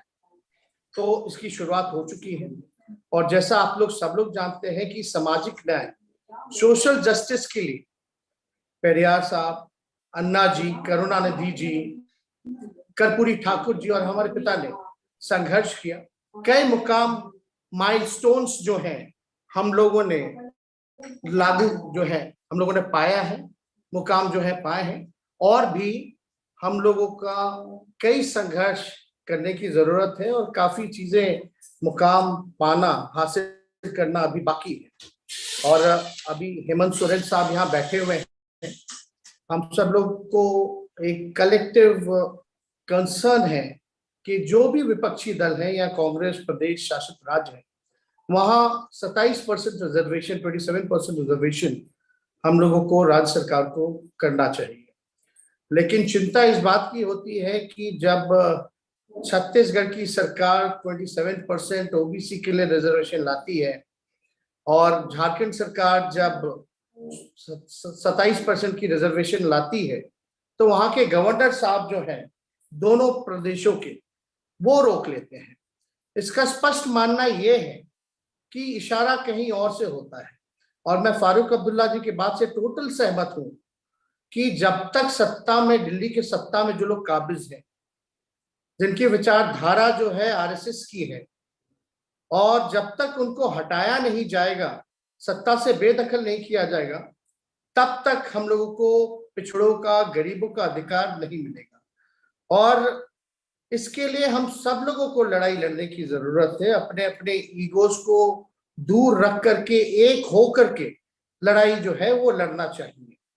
और पहले भी, पूर्व में भी हम लोगों ने देखा है कि जब भी भाजपा धार्मिक उन्माद या धार्मिक ध्रुवीकरण जब भी करती है, जब भी सोसाइटी को कॉमनलाइज करती है, तो इनको हराने के लिए हम लोगों ने पहले भी देखा है कि सामाजिक न्याय की जो राजनीति है, उसी से हम जो है इनको हरा सकते हैं। और सबसे बड़ी आबादी जो है सब लोग जानते हैं कि किसकी है। तो एक बार जब कास्ट बेस्ड सर्वे बिहार में, हमको लगता है कि मई के 1-2 महीनों में जो है ये पूरा आ जाएगा, तो उसी हिसाब से हम अपनी सरकार की योजनाएं जो है वो बनाने का काम करेंगे। और जो अंतिम पैदान पे खड़ा जो समाज है, जो back bencher of the society है, उनको मुख्य धारा में हम सब लोग जो है लाने का हमारी सरकार जो है प्रयास करने का काम करेगी। लेकिन आज की स्थिति में देखिए, देश में जो माहौल है, there is no OBC representation as per OBC population in universities या इन सेंट्रल गवर्नमेंट इंस्टीट्यूशंस। तो ये काफी जो है चिंता का सवाल है। जहां यूनिवर्सिटी में देख लीजिए तो ओबी पॉपुलेशन के हिसाब से हम लोगों का रिजर्वेशन नहीं है। जितने सेंट्रल इंस्टीट्यूशंस हैं वहां रिप्रेजेंटेशन हमारा जो होना चाहिए वो नहीं है। और आप देखिएगा जुडिशरी में हम लोगों की भी मांग लगातार रही है कि जुडिशरी में रिजर्वेशन जो है वो होना चाहिए। और मेरे मानना है कि ओबीसी कोटा को as per OBC population increase करना चाहिए। तो इसकी लड़ाई जो है हम सब लोगों को मिलकर के जो है वो लड़ना है। और साथ ही साथ आप देखिएगा कि सारी सत्ता में बैठे हुए, दिल्ली में बैठे हुए जो लोग हैं, वो एंटी ओबीसी तो है ही, एंटी सोशल जस्टिस तो है ही, एंटी रिजर्वेशन भी है। और आज जितने इंस्टीट्यूशंस हैं जहां भी रिजर्वेशन लागू होते थे, जो ओबीसी हो, एससी हो, एसटी हो, जिनको रोजगार में रिजर्वेशन मिलता था, नौकरियां मिलती थी, आज वैसे सारे इंस्टीट्यूशंस को प्राइवेटाइज कर दिया जा रहा है। जब सरकारी संस्थाएं जब प्राइवेटाइज हो जाएंगी तो आरक्षण का क्या महत्व रह जाएगा? कोई मतलब नहीं रह जाएगा। और आज देखा ही जा रहा है कि सारे, चाहे बीएसएनएल हो, रेल हो, सेल हो, भेल हो, हर एक चीज को जो है बेच दिया जा रहा है। तो इसलिए अब सबसे ज्यादा महत्वपूर्ण ये आ जाता है कि इनको तो हराना है आने वाले 2024 के चुनाव में, लेकिन साथ ही साथ हम सब लोगों को मिलकर के लड़ाई जो है, अभी डी राजा साहब बता रहे थे कि प्राइवेट सेक्टर में रिजर्वेशन जो है हम लोगों को उसके लिए मिलकर के संघर्ष करने की जरूरत है। और जब तक प्राइवेट सेक्टर में रिजर्वेशन नहीं होगा तब तक लोगों को जो है इंसाफ और जो है नहीं मिलेगा। और बड़ी खुशी की बात है कि आज सब लोग जो है ये पहला नेशनल कॉन्फ्रेंस में, जिसमें मैं धन्यवाद देना चाहता हूं तमिलनाडु के चीफ मिनिस्टर स्टालिन साहब का कि उन्होंने इसके लिए बहुत पहल की है, विल्सन साहब का। मैं ऐश्वर्या जी का धन्यवाद करना चाहता हूँ, वीरमणि जी का धन्यवाद करना चाहता हूँ कि जब जब ये याद करते हैं हम हमेशा मौजूद रहते हैं। और ये पिछले साल जब हमारी मीटिंग हुई थी उसमें ये निर्णय लिया गया था कि अगले बार से जो है नेशनल कॉन्फ्रेंस हम लोग जो है करेंगे। तो आज इसकी शुरुआत हुई है, तो मुझे बड़ी खुशी हुई कि पहल जो है, गाड़ी जो है आगे बढ़ी है और मिलकर के लड़ाई लड़ना है और अपने लोगों को अधिकार की लड़ाई जो है वो लड़ करके उनको अधिकार हम लोग मिलकर के दिलाएंगे। तो सभी लोगों को, यहाँ मौजूद कॉन्फ्रेंस में जितने लोग हैं, सब लोगों का मैं अभिनंदन करता हूँ, आप सब लोगों का स्वागत करता हूँ, सलाम करता हूँ। और ज्यादा समय ना लेते हुए हम अपनी बातों को यहीं समाप्त करते हैं। आप सब लोगों का बहुत बहुत धन्यवाद। जय हिंद। तेजस्वी जी, अगली कॉन्फ्रेंस आप पटना में कराइए, देश भर के अरे लोगों को आप कहीं भी चाहिए, हम तो तैयार हैं। अगली कॉन्फ्रेंस हम जरूर, आप लोग चाहेंगे तो हम पटना में ऑर्गेनाइज करा देंगे। लेकिन हम देखिए इतने प्रतिबद्ध हैं। लास्ट टाइम आप लोगों ने जब मीटिंग में हमको बुलाया था, उस समय हम हनीमून पे थे दुबई में, और उस समय भी हम आपका जो मीटिंग कॉन्फ्रेंस जो है वो अटेंड किया, और मुझे खुशी है जब ये मीटिंग कर रहे तो हम पिता बन चुके। तो बहुत बहुत आप सब लोगों को धन्यवाद। जरूर हम अपनी मीटिंग जो है आप लोग चाहेंगे तो पटना में ऑर्गेनाइज कराएंगे। बहुत बहुत शुक्रिया।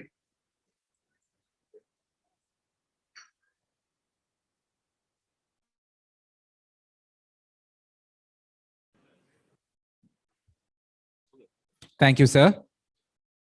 I now invite Honorable Mr. Akhilesh Yadav, Leader of Opposition Uttar Pradesh and President of the Samajwadi Party, to deliver the special address. सबको सभी के लिए, एवरीथिंग फॉर एवरीवन के उद्घोष के साथ all India federation for social justice की स्थापना का सत प्रयास सराहनीय है। तमिलनाडु के मुख्यमंत्री और डीएम के माननीय अध्यक्ष श्री M.K. स्टालिन ने सामाजिक जागरूकता के लिए जो पहल की है वह सामाजिक न्याय की शक्तियों को एकजुट करने में सार्थक साबित होगी।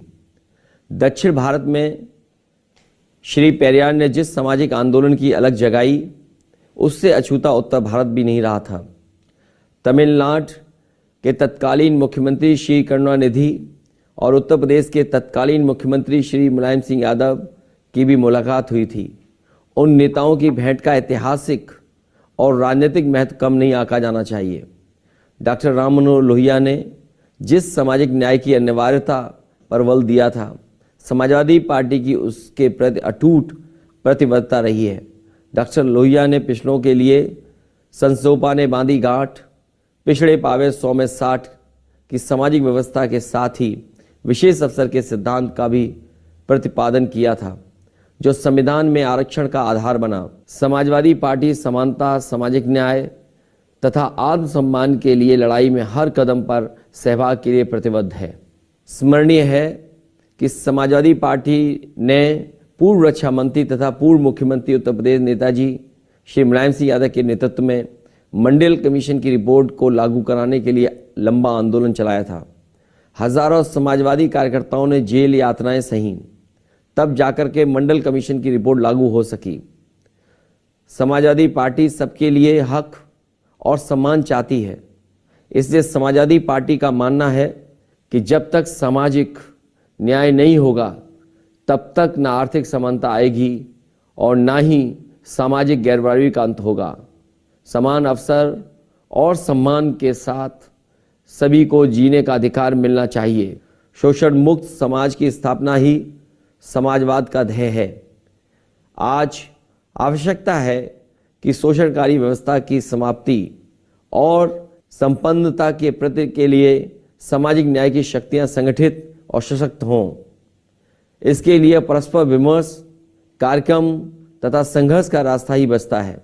समाजवादी पार्टी माननीय मुख्यमंत्री श्री M.K. स्टालिन के नेतृत्व में all India federation for social justice की पहली बैठक की सफलता की कामना करती है।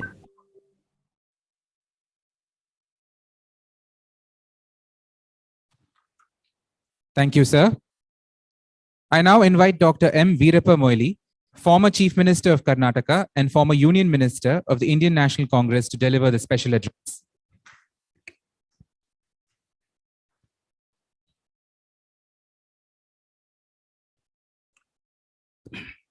Friends,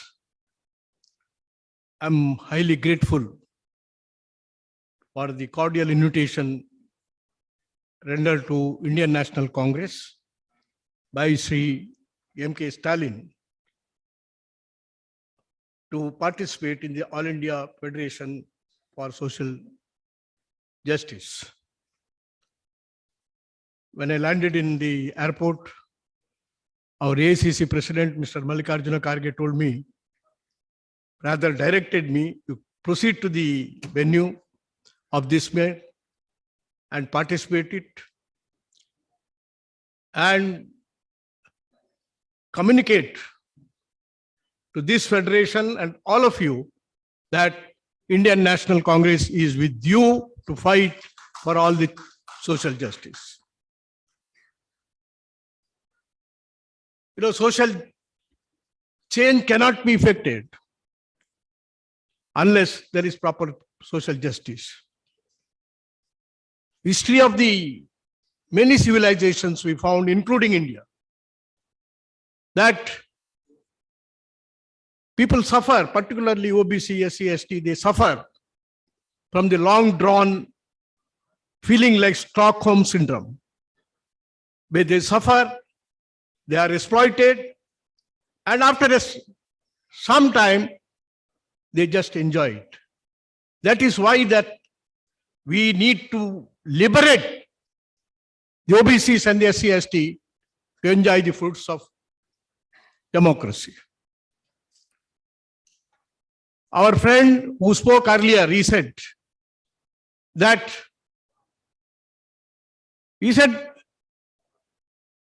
by the mere launching of the Constitution, we are not made India. Because India has to be made through the mandate given by the Constituent Assembly, headed by Dr. B.R. Ambedkar, to ensure that the benefits should accrue to this class of people. I can give one example. Dr. Manmohan Singh appointed me as a chairman of the Oversight Committee to ensure, there was an amendment to the Constitution that was challenged, and he told me, you'll have to come out with a solution for it. I had a lot of hostile members within my own committee. I had to struggle for it. No sooner we wanted to implement, almost all the chairmen of the institutions, the higher education institution governed by the government of India, they tendered their resignation. In protest against implementation, they said, these are all the sacred institutions. The institutions will be destroyed. That is why we are tendering resignation. I called all the directors of these institutes, maybe AIIMS, IITs, IIMs, many such institutions. They all came. I said, what is your problem? No, the sanctity of the institution will be destroyed. I said, what is your place? What is the place of your institutions in the world economic scenario? No place at all. I said, I gave one slogan: expansion, inclusion, and excellence. I conducted a survey in South India, particularly Kerala, Andhra Pradesh, Karnataka, Tamil Nadu, where the reservation is in force. Yes, the report came from the people who are in the academics. The report is, first year, yes, these OBCs did not fare well. But the second year onwards, it is only those OBCs who secured the first rank, OBCs who secured the first class, OBCs who stood first. This is the scenario. That means the talent is available. Respond it, because it is in the ocean that you can find the variety, quality fishes, not in the pond, small pond. This is India. We implemented it 27%. Today, of course, the present government is trying to dilute the admissions. As a chief minister, I implemented common entrance test to ensure reservation to the students, and 50%, including the scheduled caste, scheduled tribe, and they got admission, thousands of admission to become the engineers, doctors, everybody. And I gave stipend and the scholarship, all those persons who cannot afford to have access to the institution. We have seen it, and they have done very well. It's the backwardness of the mind of the administrator which is holding it back. So today the initiative taken by MK Stalin is excellent. I salute him. And we are not lacking in talent. We lack in the drive. That is how we need to liberate them from this kind of a situation we are put in. And it is. And in fact, I must tell you that we need to have this kind of a movement. I think it is only through the movement which you intend, MK Stalin ji, that we can liberate the people. We should not forget today we are in the reverse gear of social justice. We have to take it forward, which requires a lot of effort, solidarity. Indian National Congress is with this movement. We'll work together to ensure that social justice is never denied. I must tell you incidentally that it was the first Prime Minister of this country, Jawaharlal Nehru ji, when he found that there is a movement in Tamil Nadu, he responded to that movement. The first amendment to the Constitution of India is with regard to the providing the reservation to the backward classes. We should not forget about it. It cannot be done by hypocrisy, but he stood on the floor. Himself moved the resolution for amendment, the first amendment to the Constitution to introduce, the reservation to the backward classes. This is the history. We followed it up. When we wanted to introduce, VP Singh wanted to in fact implement the recommendation of the Mandal Commission, there was a lot of protest. And after P.V. Narasimha Rao came, we all prevailed upon him. We must implement recommendation of the Mandal Commission. We did recommend the Mandal Commission. At that time, even before the Supreme Court, all of us engaged very senior counsels, effective lawyers, to ensure that Indira Sahni judgment came out for implementation of the Mandal Commission. So that is why this has to be taken forward to the movement. Caste census is a must. Without caste census, now the Supreme Court has awakened and said, without the data, we cannot implement reservation. I think it's a high time that we have the national, 2021, caste census should have been done. It is postponed because of the COVID. Now it is the right time that, we must all press. I think lead a social movement to ensure that the caste census is taken. It is because we do not know who is enjoying what. In the darkness, we cannot implement the social justice, such measures. It is only through the concrete data that we can implement it. So it's the right time that MK Stalin has taken this initiative. Take forward this initiative. We are all with you, MK Stalin ji. Go forward. Indian National Congress is with you. Wholeheartedly, we support this move and we take forward this great struggle, historical struggle which you have initiated. We are with you, and we are with you in the letter and spirit.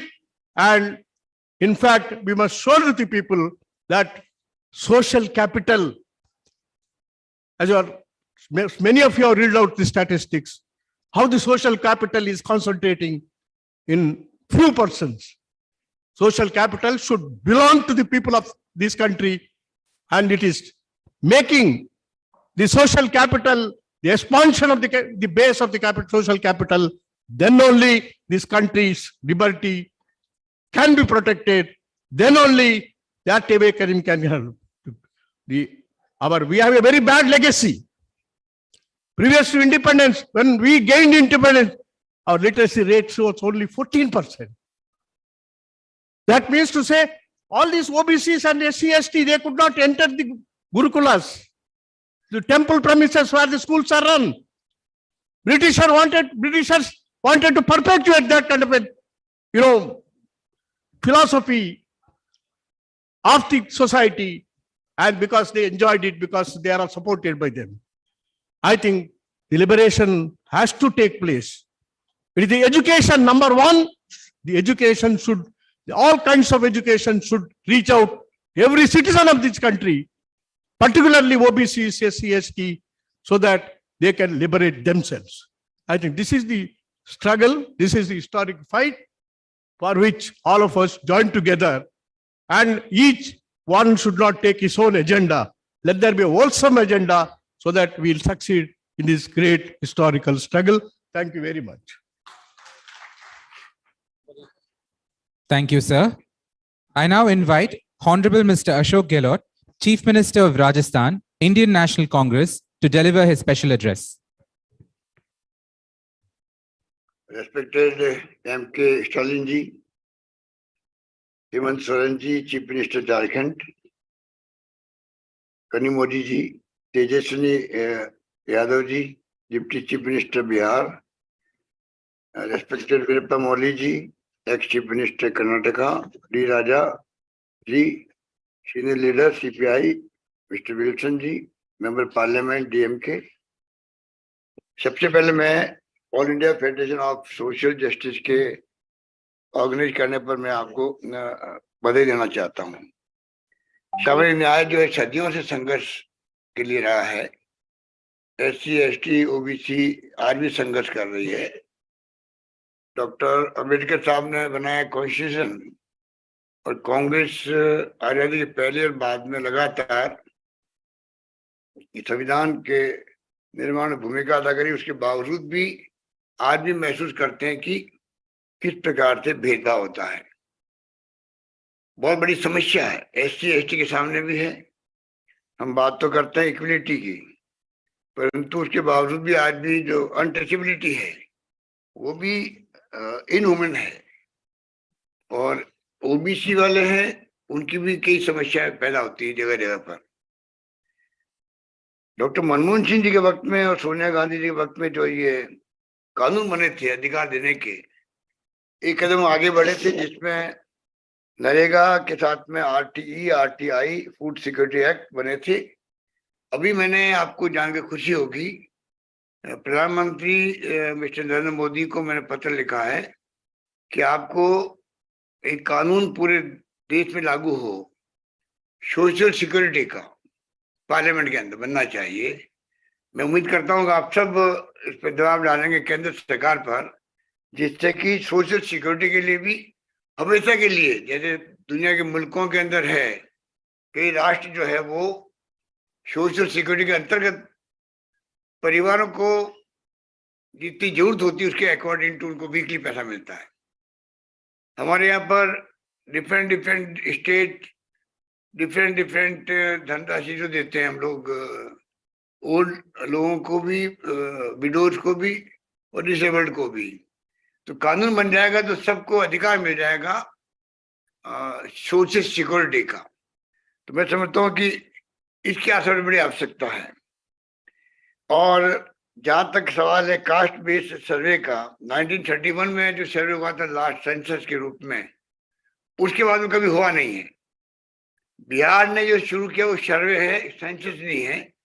Census जब हम जानते हैं कि central government ही कर सकती है, तो तमाम चीफ मिनिस्टर साहबान को मैं रिक्वेस्ट करूंगा कि हमें जवाब देना चाहिए केंद्र सरकार पर। अभी कांग्रेस के अधिवेशन हुआ था रायपुर में, उसमें जो रिजोल्यूशन किया गया उसके अंदर भी ये मांग की गई है कि हमें कास्ट बेस्ड सेंसस कराना चाहिए केंद्र सरकार को। तो मैं उम्मीद करता हूं कि वक्त आ गया कि इसमें हम लोग कामयाब होंगे। और सोशल सिक्योरिटी के लिए हमने कुछ कदम उठाए हैं, कंपल्सरी FIR का भी। आप जानते हैं कि गरीबों की सुनवाई नहीं होती है पुलिस स्टेशन पे भी, SC, ST, OBC लोगों की विशेष रूप से। हमने यहाँ पर FIR को कंपल्सरी किया है पुलिस स्टेशन के अंदर, उसका बड़ा इम्पैक्ट पड़ा। 156-3 में जो केसेस आते थे कोर्ट से, उसकी संख्या बहुत कम हो गई और तफ्तीश इन्वेस्टिगेशन का टाइम बहुत कम हो गया। SC, ST, OBC को काफी हद तक न्याय मिलने लगा है। मैंने जो मिनिस्ट्री फॉर्म की है राजस्थान के अंदर, उसमें भी 18 लोग जो हैं वो out of 30, 18 SC ST OBC के हैं और 2 माइनॉरिटी के हैं। इस प्रकार से हमारा प्रयास है किस प्रकार से हम लोग माइनॉरिटी के साथ साथ में SC ST OBC को भी हम लोग किस प्रकार स्ट्रेंथन कर सकते हैं। सबका ध्येय एक ही है कि किस प्रकार से हम सोशल जस्टिस का जो आपने ये जो स्लोगन दिया है all India federation of social science के गठन करके एक शुरुआत की है, उसके लिए आप बधाई के पात्र हैं। और मैं उम्मीद करता हूं कि आने वाले वक्त में ये जो नई शुरुआत हुई है ये पूरे देश के अंदर हर प्रदेश में भी हर जिले में भी एक मैसेज आएगा और मिस्टर स्टालिन का इस कदम को उठाना एक मायने रखता है देश के लिए।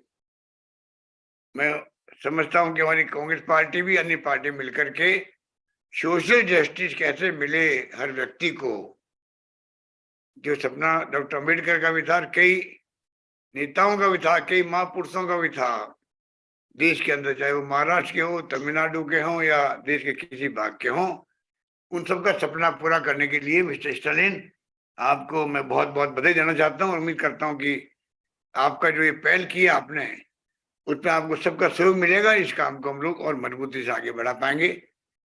धन्यवाद आपका, बहुत बहुत धन्यवाद।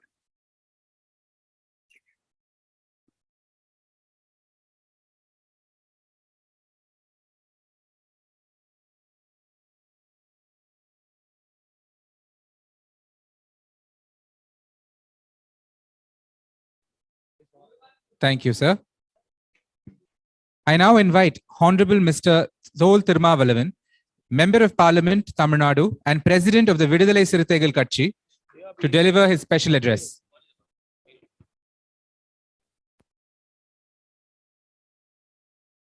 Most respected our Chief Minister of Tamil Nadu and all other respected leaders of various political parties and social organizations. My warm greetings to you all for success of this event. We are here to discuss the issue of social justice. Why we need this conference for social justice? Because there is a great threat to the social justice in our country. Social justice is a concept which is against to Sanatan justice. There are two concepts in our country. One is Sanatan concept, another one in social justice concept.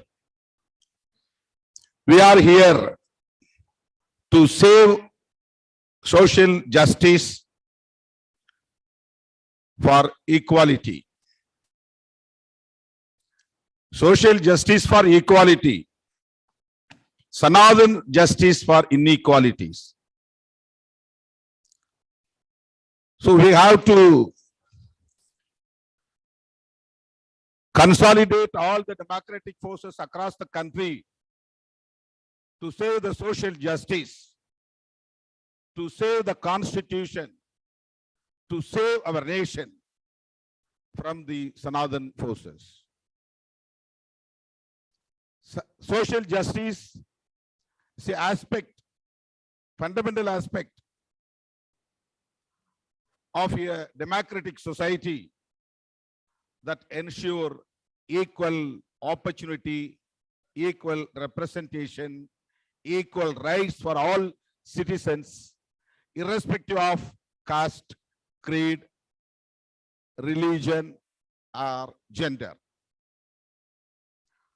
Baba Sahib Dr. Ambedkar made the constitution which provide justice socially, economically, politically.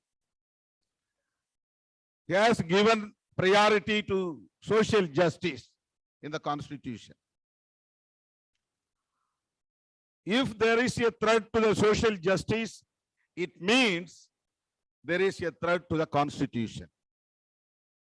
So we have to fight to save our constitution. This is the challenge in front of us in the current situation. The ruling party, BJP, is not an ordinary political party. This is a political wing of Sangh Parivars. We know very well.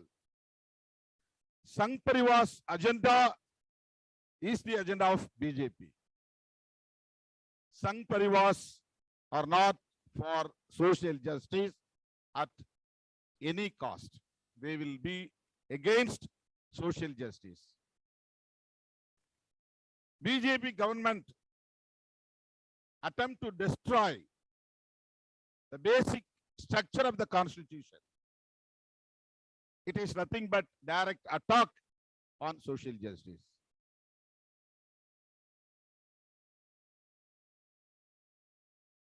So we have to fight against these Sanathan forces to save our constitution. This is a high time to consolidate all the anti-BJP, anti-Sangh Parivar forces. I wholeheartedly congratulate our Honorable Chief Minister of Tamil Nadu, who has taken this great initiative to consolidate from this event many chief ministers, former chief ministers, and great warriors of social justice all over the country. This day is great historical day, which made by our Honorable CM of Tamil Nadu. Therefore, on behalf of our party VCK, Vidudalai Chiruthaikal Katchi, we propose the following measures to ensure social justice in our country. Firstly, we must demand an increase in the reservation for OBCs, including religious minorities, scheduled caste and scheduled tribes. After the EWS judgment of the Supreme Court, there is no obstacle to do so. Secondly, due to the false economic policy and privatization of BJP government, now most of the public sectors were dismantled.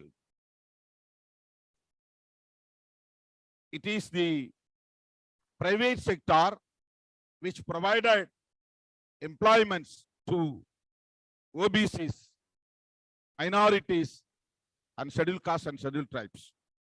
Since there is no scope for employment in the public sector, reservation should be expanded to the private sectors.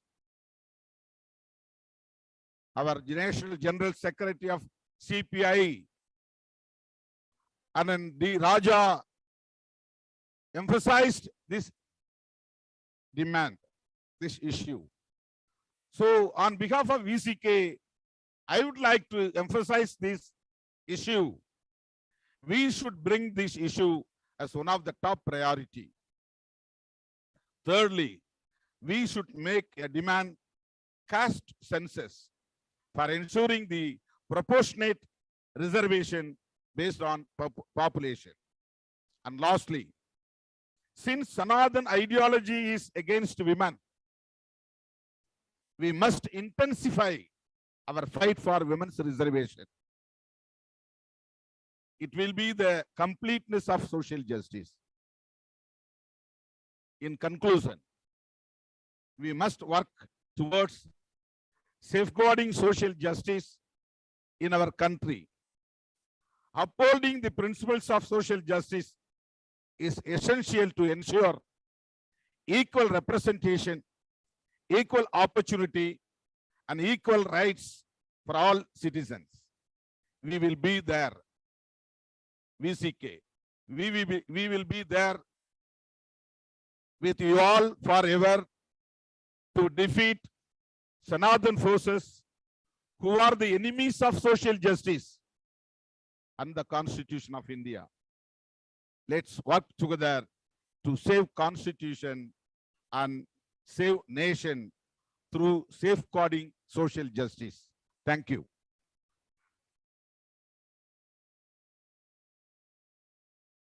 Thank you, sir. I now invite Honorable Mr. Vaiko, Member of Parliament, Tamil Nadu, and General Secretary of the MDMK to deliver his address.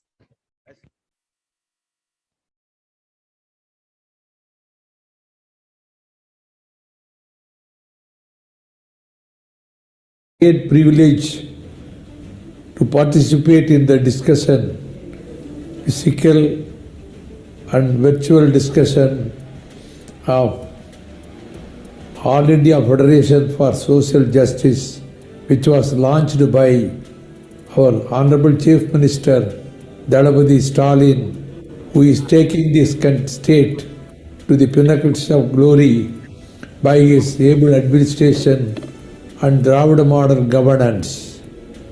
And I am so thankful to him and also to the convener, Mr. P. Wilson, advocate and also a member of parliament. The great leaders of the Dravidian movement, Dr. Nadesanar, P.T. Tyagarayan, and Thoravat Madhavan Nair, and then the great champion of social justice, Thandai Periyar, his ardent disciple and the legendary leader of Arinyar Anna, his follower and her, Muttamil Arinyar, Dr. Kalaignар.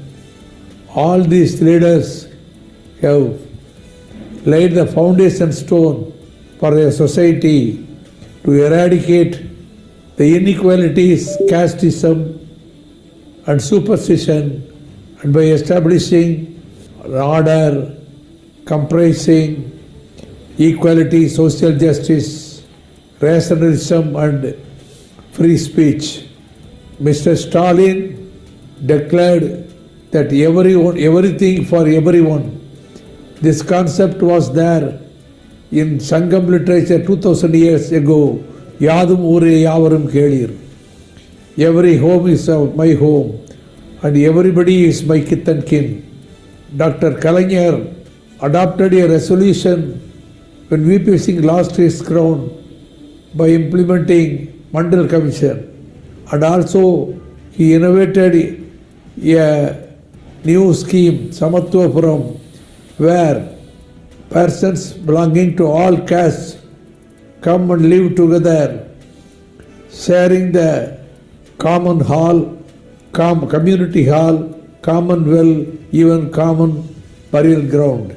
And then Mr. Stalin removed the thorn which was in the heart of Thandai Periyar, declaring that all persons consisting of all castes could be made archakas, priests in the temple.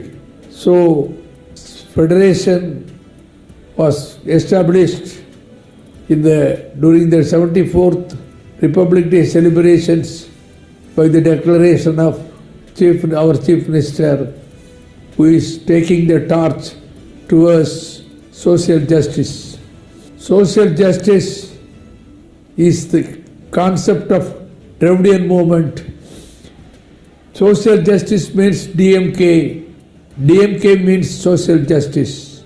Now we have to be very careful. There are divisive forces trying their ugly heads with venom to undo the achievements of social justice.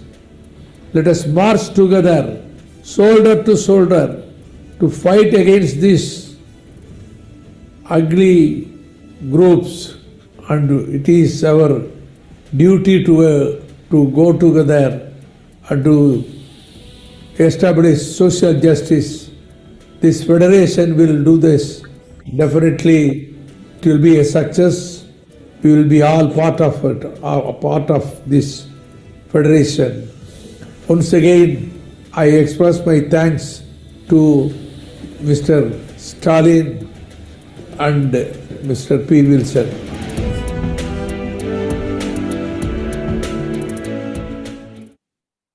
Thank you, sir.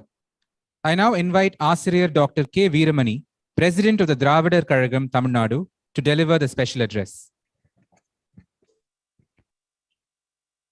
Our most respectful, Honorable Chief Minister of Tamil Nadu, Thiru M.K. Stalin, who is a great lieutenant who has taken the fight for social justice for the whole of India and builds a movement. Our dear dignitaries and leaders, brothers and sisters, please accept the hearty greetings from the land of social justice, land of Periyar, the land of First Amendment of the Constitution, the land of 76th Amendment of the Constitution, the land which is responsible for the 93rd Amendment of the Constitution. So the Tamil Nadu has created a history, and it is the right time that we have turned our attention fully to the all India so that the leaders could form an army of fighters. Thank you for all the co-fighters here. And it is the social justice which is responsible for rehumanization from the dehumanization. The caste system has dehumanized us, and it is the social justice which wants to rehumanize us, because the caste system was imported in our society a long time back. Now it is unfortunate and very shameful that is being taken and exported to the other countries. So it is high time that social justice is the only remedy which could take us far away and make us as humanize our feelings, humanize our people. It is the voice of the depressed and the downtrodden. And what the days of Dronacharya and Ekalavas are over. Now this is an area. What we want is not charity, my dear brothers and sisters. And we are on the fighting field, war front. Why? Because we have suffered a lot for thousands and thousands of years. We are the sufferers. No sufferers will tolerate up to a point. That is why this conference, this is not mere a conference. This is a call for a fight, for firefighting. Because this is land from not only social justice, this is a social transformation. The political power, change of political power is nothing but transfer of power.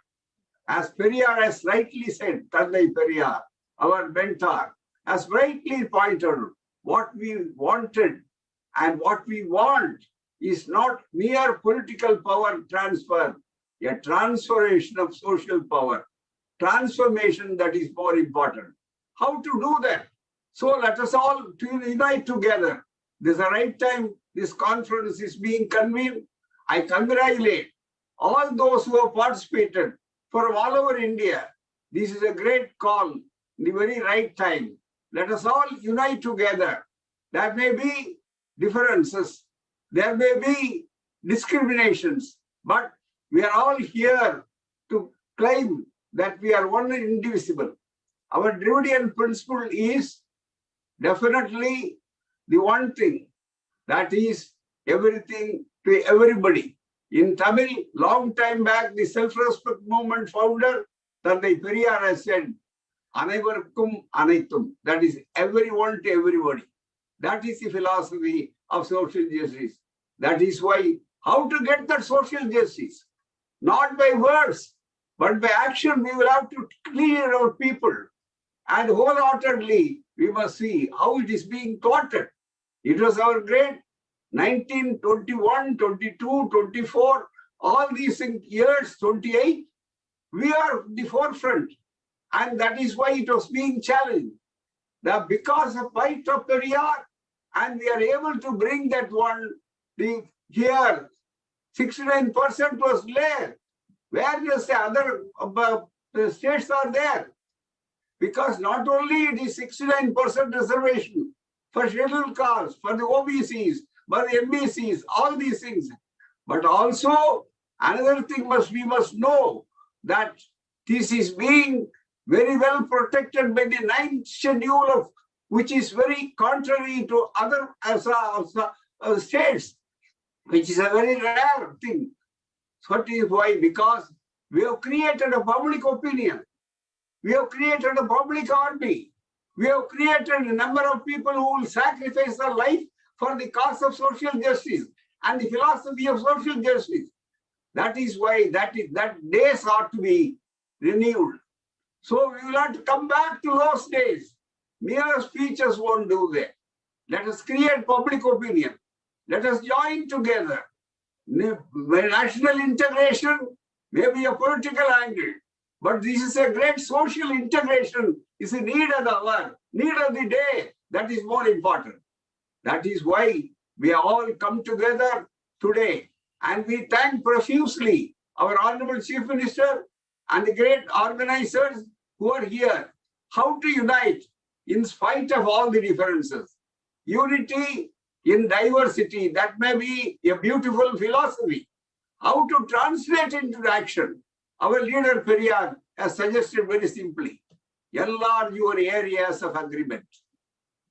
Discard your area of disagreement. Division should not be there. We must come together. We must come because the social justice and secularism are the two planks, two things that is very important. For that, self-respect is much more to be a rare thing. Only rationality and self-respect distinguishes human beings from animals.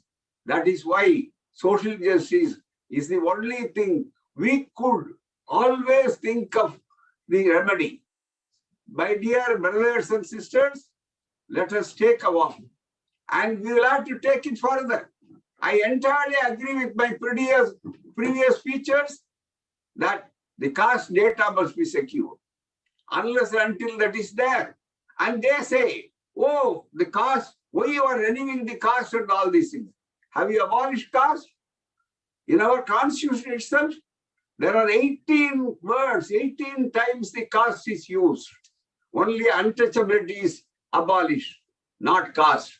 We request there must be a special amendment. Let us all try. If you want to do away with the caste, we welcome it. If you want the one nation, one election, one ration card, everything one. Why not the one caste? Why not one graveyard? Because that is the only way to get liberty, equality, and fraternity. That is why social justice is a large vision. Social justice is not a concept. It is a way of life. It is the only thing which could deliver us from the great deliverance, from the great differences, from the oppressed community. So let us all fight together. Let us join together. And our leader is there to lead us. This is a great army of firefighters. This is an army of great unity. This is an army of great social integration. Let us take the flag. And we might have won the battles or lost the battles. The war is yet to be won. This is there. The war front lieutenant is there. I am always congratulating him because he is the exemplary chief minister of the whole Dravidian model. Let us all follow together because this is nothing but humanization. Thank you very much. Hello, Islam.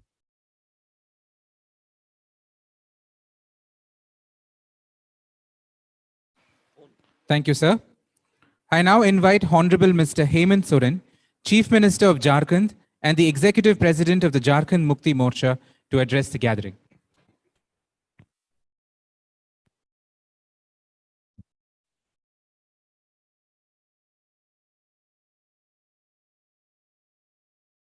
Okay सबसे पहले आज all India federation of for social justice के इस conference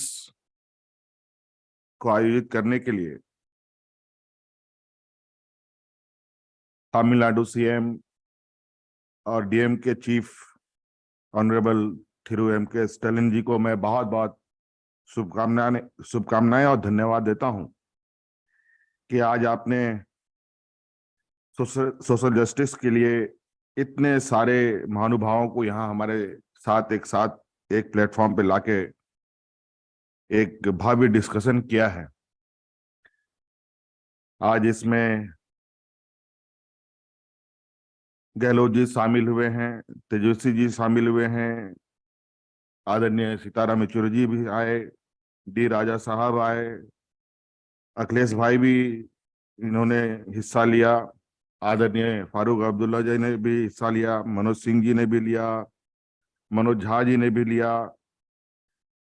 कई गणमान्य अतिथियों ने हिस्सा लिया है। कुछ बातें उनकी भी हमने सुनी। आज सोशल जस्टिस को लेकर इन सभी को आज इस कॉन्फ्रेंस में शामिल होने के लिए मैं अपनी ओर से पहले तो सबको बड़ा कम बोलता हूं, जोहार करता हूं, नमस्ते करता हूं, आदाब करता हूं।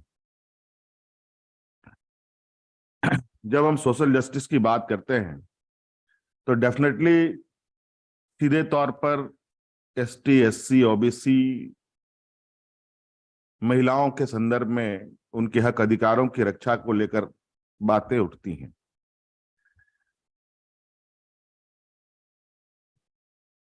और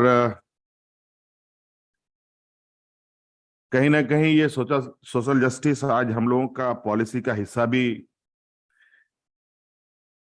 के रूप में भी है। संविधान में भी आज इस विषय को लेकर जहां एसटी, एससी, ओबीसी को सोशली, पॉलिटिकली, इकोनॉमिकली कवच बाबा भीमराव अंबेडकर साहब ने दिया है। और आज फिर से एक हम लोग प्लेटफॉर्म पर हैं सोशल जस्टिस को लेकर, और कहीं ना कहीं आज इस कॉन्फ्रेंस से कई बातें सामने आ रही हैं कि आज देश का आजाद हुए 75वें साल होने के बावजूद भी जहां एक और देश को अमृतकाल की ओर ले जाने की बात कही जा रही है, जहां एक और भारत को विश्व गुरु की संज्ञान दी जा रही है, और आज भी हम सोशल जस्टिस को लेकर चिंतित हैं। तो कहीं ना कहीं आज सोशल जस्टिस की अगर हम बात को देखेंगे तो ये एसटी, एससी, ओबीसी से बढ़कर इसके दायरे और बड़े हो गए हैं। जहां तक हमारे छोटे बुद्धि में जो समझ में आ रही है, जिस तरीके से वर्तमान समय और वर्तमान राजनीतिक हालात और जो देश की परिस्थिति है, इस पर जो हम इस चर्चा में छूते हुए निकल रहे हैं, एक तरफ अमृतकाल, एक तरफ देश का विश्व गुरु बनना, और एक तरफ देश की सारी व्यवस्थाएं ध्वस्त होना, और जिसमें सबसे अधिक और सबसे पहले जो इफेक्टेड लोग होंगे कहीं ना कहीं वो ST, SC, OBC, minorities, women, यही समूह होंगे, यही लोग होंगे। हालांकि भारत को हम लोग दुनिया का सबसे बड़ा डेमोक्रेटिक कंट्री मानते हैं, और यहाँ अलग अलग रंग भेद, अलग अलग बोलचाल, अलग अलग पद्धति को मानने वाले लोग हैं। और जहां तक मैं अपने राजनीतिक अनुभव को देखता हूं और अपने अग्रणी पंक्ति में खड़े हमारे आदरणीय दिसोमगुरु शिबू सोरेन जी को देखता हूं, इन्होंने भी सामाजिक लड़ाइयां काफी लड़ी हैं। और झारखंड का इतिहास तो खैर अपने आप में एक देश की आजादी की लड़ाई से कम का ये रण क्षेत्र नहीं है। जहां देश की आजादी के लोग सपने नहीं देखते थे, उस समय यहाँ के आदिवासी अंग्रेजों से लड़ाई लड़ते थे। और आज फिर लगता है कहीं ना कहीं हम उसी जगह आके खड़े हैं जहां से हमने चलना शुरू किया है। ये कहीं ना कहीं बड़ी चिंता की बात है। कई महानुभावों ने कई विषयों को अंकित किया है और मुझे लगता है कि विगत देश आजाद होने के बाद से लेकर आज तक और विशेषकर वर्तमान कुछ वर्षों में जो परिस्थिति बदली है, वो परिस्थिति कुछ ज्यादा चिंताजनक पूरे देश के लिए भी है, देश के सभी समूह सभी वर्गों के लिए भी है।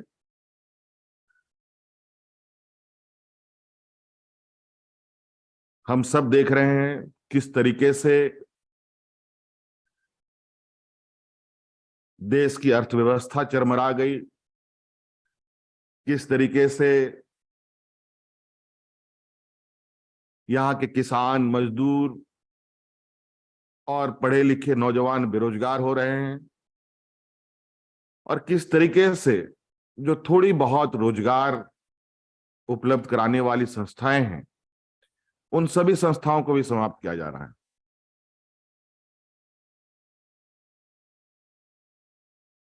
भारत को कृषि प्रधान देश भी कहा जाता है। हमारे अग्रणी नेताओं ने कई स्लोगन किसानों को लेके बुलंद किया। किसानों का आंदोलन आज भी अनवरत जारी है। अभी विगत दिनों में, विगत वर्षों में आपने देखा कि 1 नहीं, 2 नहीं, 3 नहीं, 4 नहीं, 5 महीनों तक दिल्ली में किसान अनशन पर रहे। बदले में क्या मिला, ये हमारे सामने है। जहां देश का सबसे ज्यादा लोग एंगेज हैं, उस व्यवस्था को कहीं ना कहीं हम लोगों ने बिल्कुल किनारे छोड़ दिया है। उसे आज कहीं ना कहीं बहुत ज्यादा प्रभावित वर्तमान नीतियों की वजह से हो रही हैं। कई क्षेत्र हैं जहां पर आज हमें चर्चा करने की आवश्यकता है। आज आदरणीय स्टालिन साहब ने सोशल जस्टिस की बात को छेड़ा है।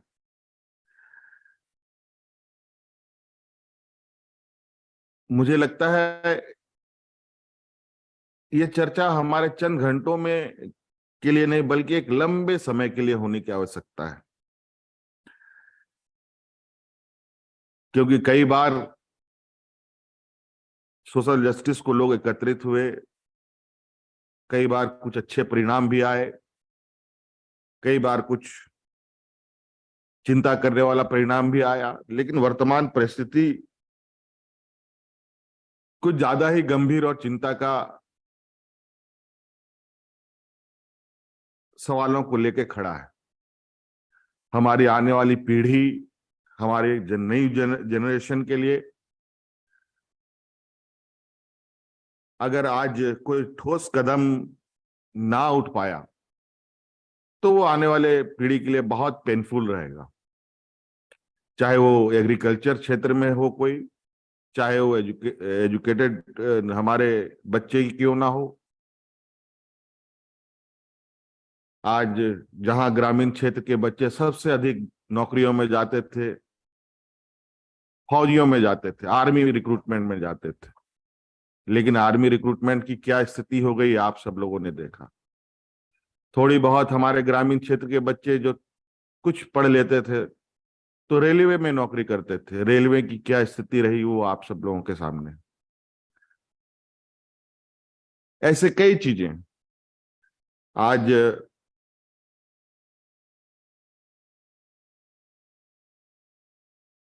लोगों को पीडीएस के अनाज पर जीने के लिए मजबूर होना पड़ रहा है।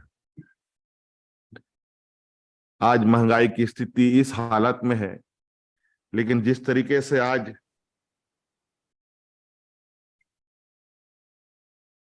फूट डालो और राजनीति करो की एक परिपाटी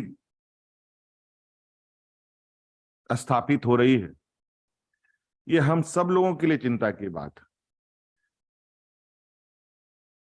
और कहीं ना कहीं ये आग एक ऐसा संवेदनशीलता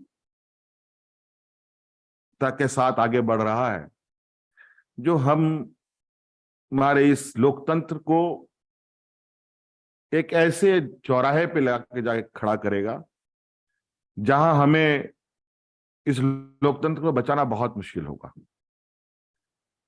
हमारे पूर्वजों ने, हमारे अग्रणी नेताओं ने कई ऐसे महत्वपूर्ण कदम उठाए जिसकी वजह से हमारे इस लोकतंत्र को सबसे मजबूत लोकतंत्र भी कहा गया, क्योंकि यहाँ जिस तरीके से हम लोग का फेडरल सिस्टम एक दूसरे से कनेक्ट होकर चला, वो अब कहीं ना कहीं उसमें एक बहुत बड़ा हमला देखने को मिल रहा है। आपने एक कहावत तो सुनी है, वर्तमान परिस्थिति में शुरू जब वर्तमान सरकार देश में अपनी जड़ें जमा रहा था कि ना खाऊंगा ना खाने दूंगा,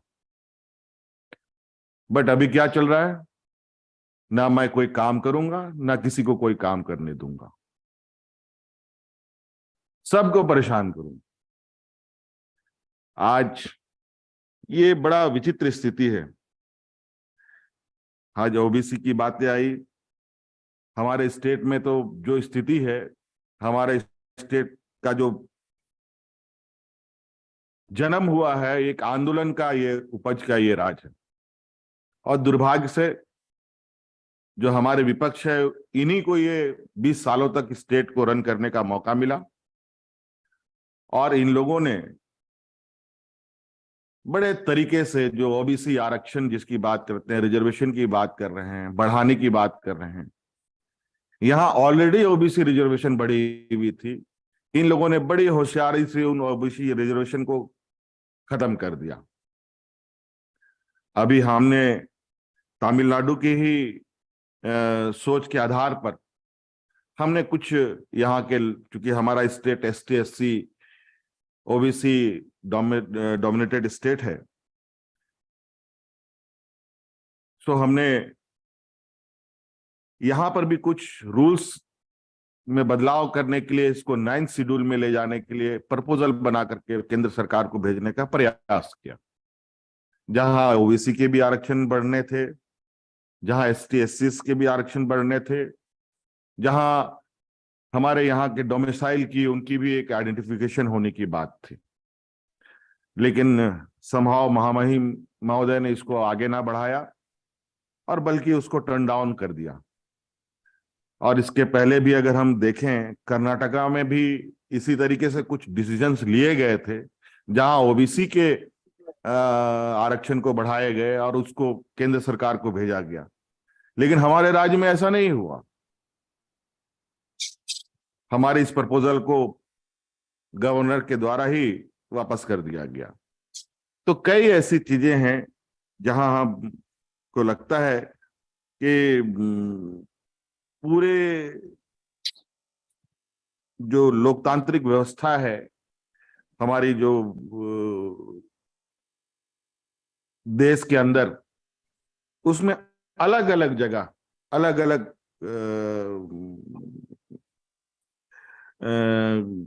संस्थाओं में कहीं ना कहीं सोशल जस्टिस नहीं होना भी आज के दिन में इतनी बड़ी डिस्कशन को आमंत्रित कर रहा है। आज चाहे ब्यूरोक्रेसी में हो, चाहे वो जुडिशरी में हो, चाहे सेंट्रल गवर्नमेंट के जॉब्स में हो, चाहे पीएसयूज हो, एसटी एससी ओबीसी माइनॉरिटीज की जो प्रेजेंसी है बिल्कुल नहीं के बराबर है।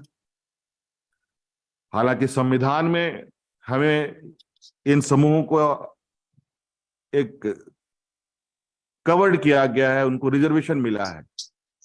बट जब रेलवे की कोई नौकरी ही नहीं निकलेगी, बैंकों में कोई नौकरी ही नहीं निकलेगी, फौजियों में कोई नौकरी ही नहीं निकलेंगी, तो ये एसटीएस, जबकि आपको ये बात हम सबको मालूम है कि अब संविधान बदलने की भी बात होती है। अब संविधान जब बदलने की बात होगी तो क्या बात उभर के आएगी ये तो आने वाला वक्त बताएगा। लेकिन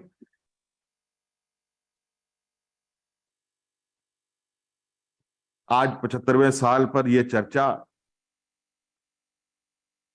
हमारे आदरणीय पिता शिबू सोरेन जी ने, लालू प्रसाद जी ने, मुलायम सिंह जी ने भी राष्ट्रीय लोकतांत्रिक मोर्चा का गठन किया था, यही सामाजिक न्याय को लेकर। अब उनका एक दशक खत्म हुआ, अब फिर से हम लोग एकत्रित हुए हैं। ये कहीं ना कहीं मुझे लगता है कि सोशल जस्टिस को लेकर हमें राजनीतिक लड़ाई भी लड़नी पड़ेगी, कानूनी लड़ाई लड़नी पड़ेगी, और लोगों तक इस विषय को पहुंचाने की भी आवश्यकता है। नहीं तो जिस तरीके से दूसरी ओर एक सामाजिक द्वेष और सामाजिक समरसता निरंतर टूटता दिख रहा है, और इसमें जिस तरीके से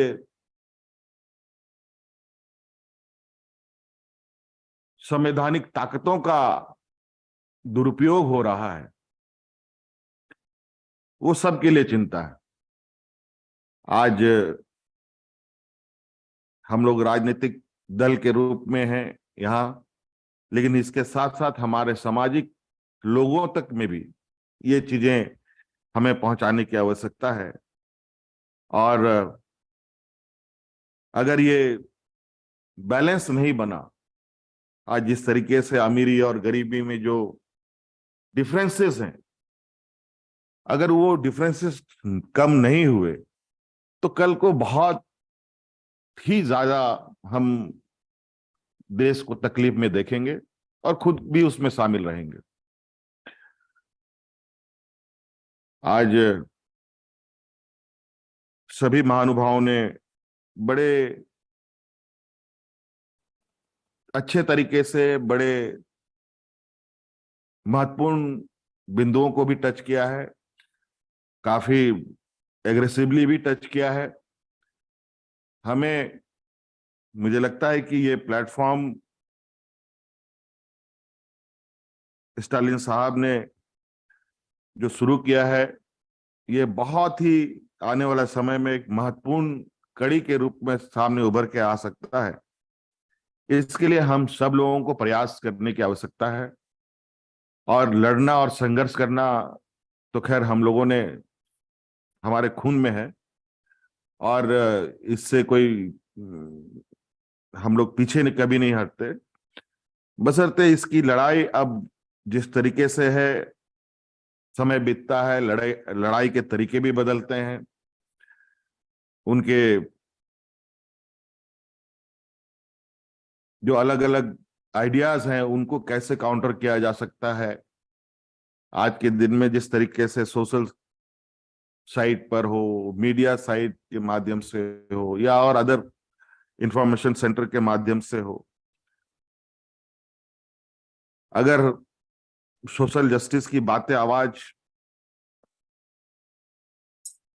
करते हो, तो आज तो ये भी सुनने के लिए मिलता है कि अगर कोई सोशल जस्टिस की बात करता है, वो तो या तो जेल में बंद हो जाता है, या उसको कोई अनेकों तरीके से प्रताड़ना भी मिलती है। और इस संदर्भ में हमने देखा कई लेखक, कई समाज सेवी लोगों को आज अलग अलग तरीके से परेशान भी किया गया है। जो वर्तमान परिस्थिति की आवाज बुलंद करने का प्रयास कर रहे हैं उनको भी दबाने का प्रयास हो रहा है। और आज शायद फिजिकल हम इतने लोग एकत्रित ना हो पाते, लेकिन आज तकनीक की व्यवस्थाओं का सहारा लेते हुए आज स्टालिन साहब ने इतने बड़े समूह को एक प्लेटफॉर्म में रखा। इसके लिए मैं बहुत बहुत धन्यवाद इनको देना चाहूंगा कि इसी समूह को और कितना हम लोग बड़ा कर सकें और कितनी मजबूती से अपने इस लोकतंत्र और संविधान को बचाने का एक मजबूत प्रयास हम लोगों का हो।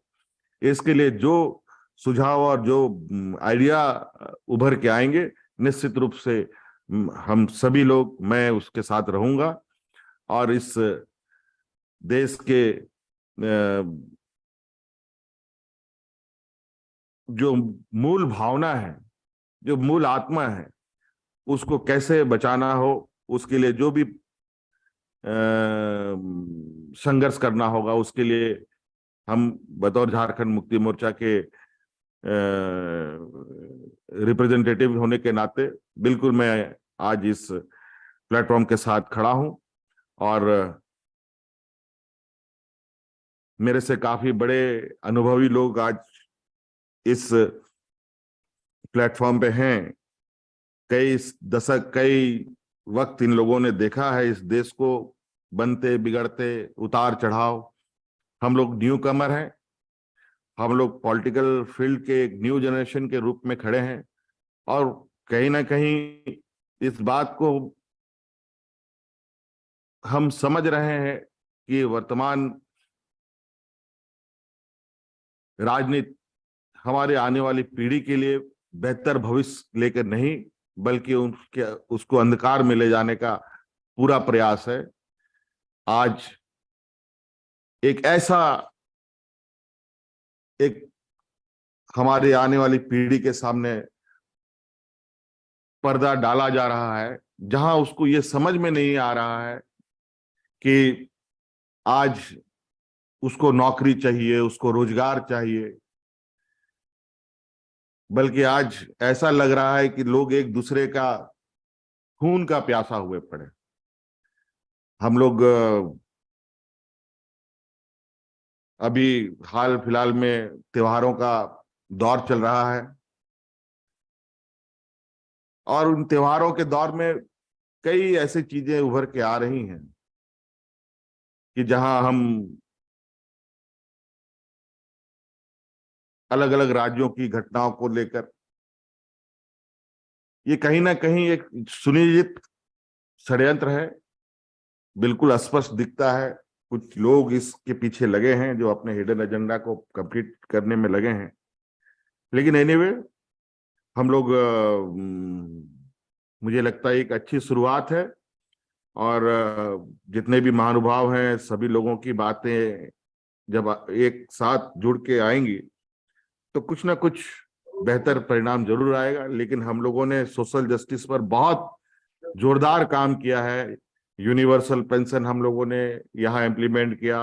ST SC OBCs की बच्चों को फॉरेन एजुकेशन के लिए 100% स्कॉलरशिप स्टेट गवर्नमेंट दे रही है। हम यहाँ के ST SC OBCs के बच्चों को इंजीनियरिंग, मेडिकल, जज, चाहे वो जजेस की एजुकेशन लेना हो या फिर पत्रकारिता करना चाहता हो, उसके लिए 100% स्कॉलरशिप का भी हम लोगों ने प्रोविजन किया है। बल्कि इवन लोकल लेवल में लोकल एम्प्लॉयमेंट प्राइवेट कंपनियों में कैसे फिक्स हो, इसके लिए भी हमने रूल बनाया कि मिनिमम 75% प्राइवेट कंपनी में लोकल लोगों को एम्प्लॉयमेंट्स मिले। इसके लिए भी हम लोगों ने रूल फ्रेम किया ताकि उस रूल को लेकर के हम जितने भी यहाँ पर हमारे इंडस्ट्रीज हैं उन सब जगहों पर एक लिमिट तक कम से कम हमारे लोकल लोग एम्प्लॉय हो। तो हम लोग अपने लेवल पर जितनी चाहते हैं उतना हम कर रहे हैं, लेकिन ये विषय बेसिकली देश से भी जुड़ा है, इसलिए बड़े पैमाने में बदलाव की आवश्यकता है। मुझे लगता है आप सब लोग इस पे बेहतर निर्णय के साथ हम लोग आगे फिर मिलेंगे। आज के इस संक्षिप्त मीटिंग में इतनी बातें कह करके मैं अपनी बातों को समाप्त करता हूं। बहुत बहुत धन्यवाद. Thank you. जोहार. Thank you, sir. I now invite the chief guest of this evening's function, Honorable Mr. M.K. Stalin, Chief Minister of Tamil Nadu and President of the Dravida Munnetra Kazhagam, to deliver the presidential address.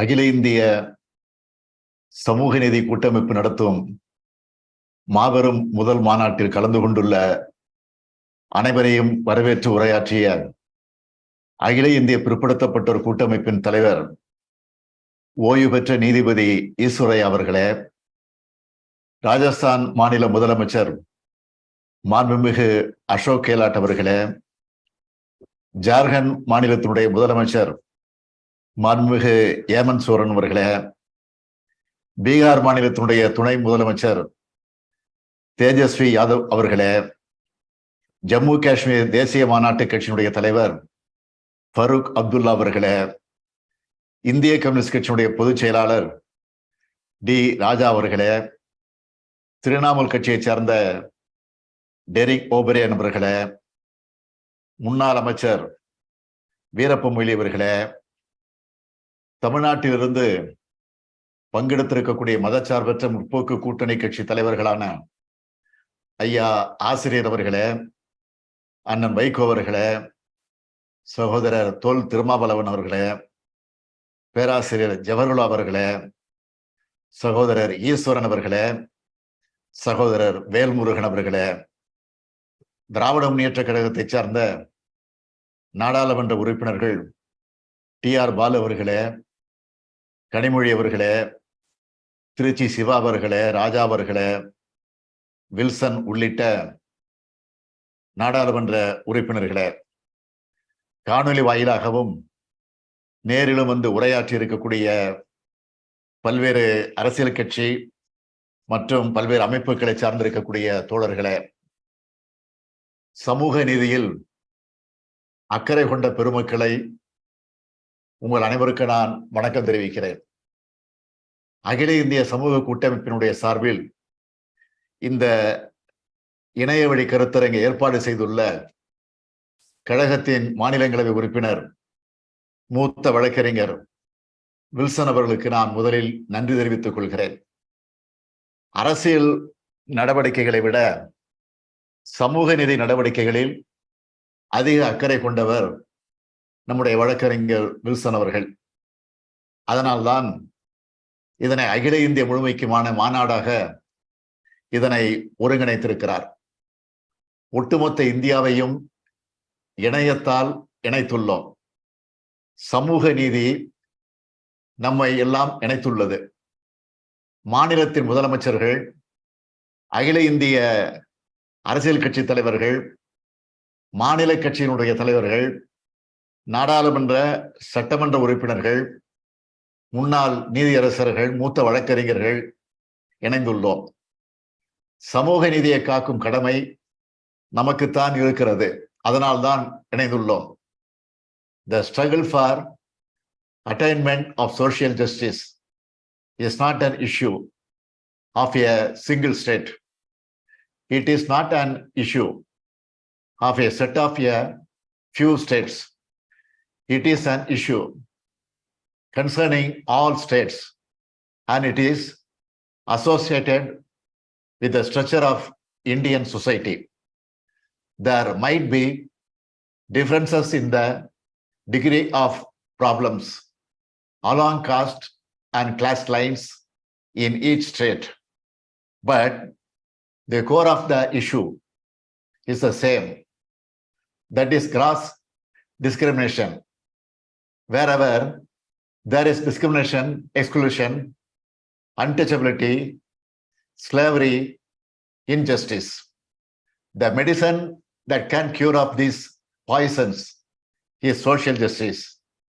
Like how the toxin of the snake is treated with antitoxin prepared with the same snake toxin. People discriminated by caste are uplifted by the same caste. That is the social justice ideal of reservations.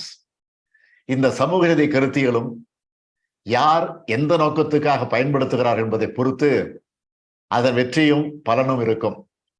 சமூக ரீதியாக, கல்வி ரீதியாக புறக்கணிக்கப்பட்டவர்களை கைதூக்கி விடுவதுதான் சமூக நீதி. சமூக ரீதியாகவும் கல்வி ரீதியாகவும் பின்தங்கியவர்கள் என்பதுதான் அரசியலமைப்பு சட்டத்தின் சமூக நீதி வரையறை. இந்திய அரசியலமைப்பு சட்டத்தின் 340வது பிரிவில் சோசியலி அண்ட் எஜுகேஷனலி என்பதுதான் வரையறையாக உள்ளது. அதே சொல்தான் அரசியலமைப்பு சட்டத்தின் திருத்தத்திலும் சொல்லப்பட்டது.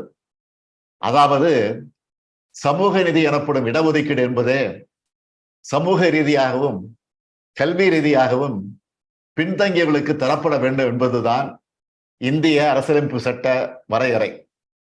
இந்த திருத்தத்துக்கு காரணமான மாநிலம் அன்றைய சென்னை மாகாணம். இந்த திருத்தத்துக்கு காரணமான தலைவர்கள் தான் தந்தை பெரியாரும் பேரறிஞர் அண்ணா அவர்களும். சமுதாயத்திலும் கல்வியிலும் பிற்படுத்தப்பட்டவராக இருக்கும் எந்த சமூகத்தோருக்கும் செய்யும் சலுகைகளை அரசியல் சட்டத்தின் எந்த பிரிவும் தடுக்காது என்பதுதான் அரசியலமைப்பு சட்டத்தில் செய்யப்பட்ட 15(4) என்ற முதலாவது திருத்தம். இந்த திருத்தத்துக்கு காரணம் ஹாப்பினஸ் இன் மெட்ராஸ் அதுதான் என்று நாடாளுமன்றத்திலே சொன்னார் அன்றைய பிரதமர் நேரு அவர்கள். அதனால்தான் சமூக நீதியை நிலைநாட்டுவதில் நாங்கள் கவனமாக இருக்கிறோம்.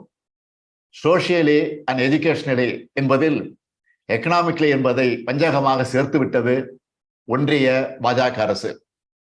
எக்கனாமிக்லி அதாவது பொருளாதார அடிப்படையில் இடஒதுக்கீடு தந்துவிட்டார்கள் பாஜகவினர்.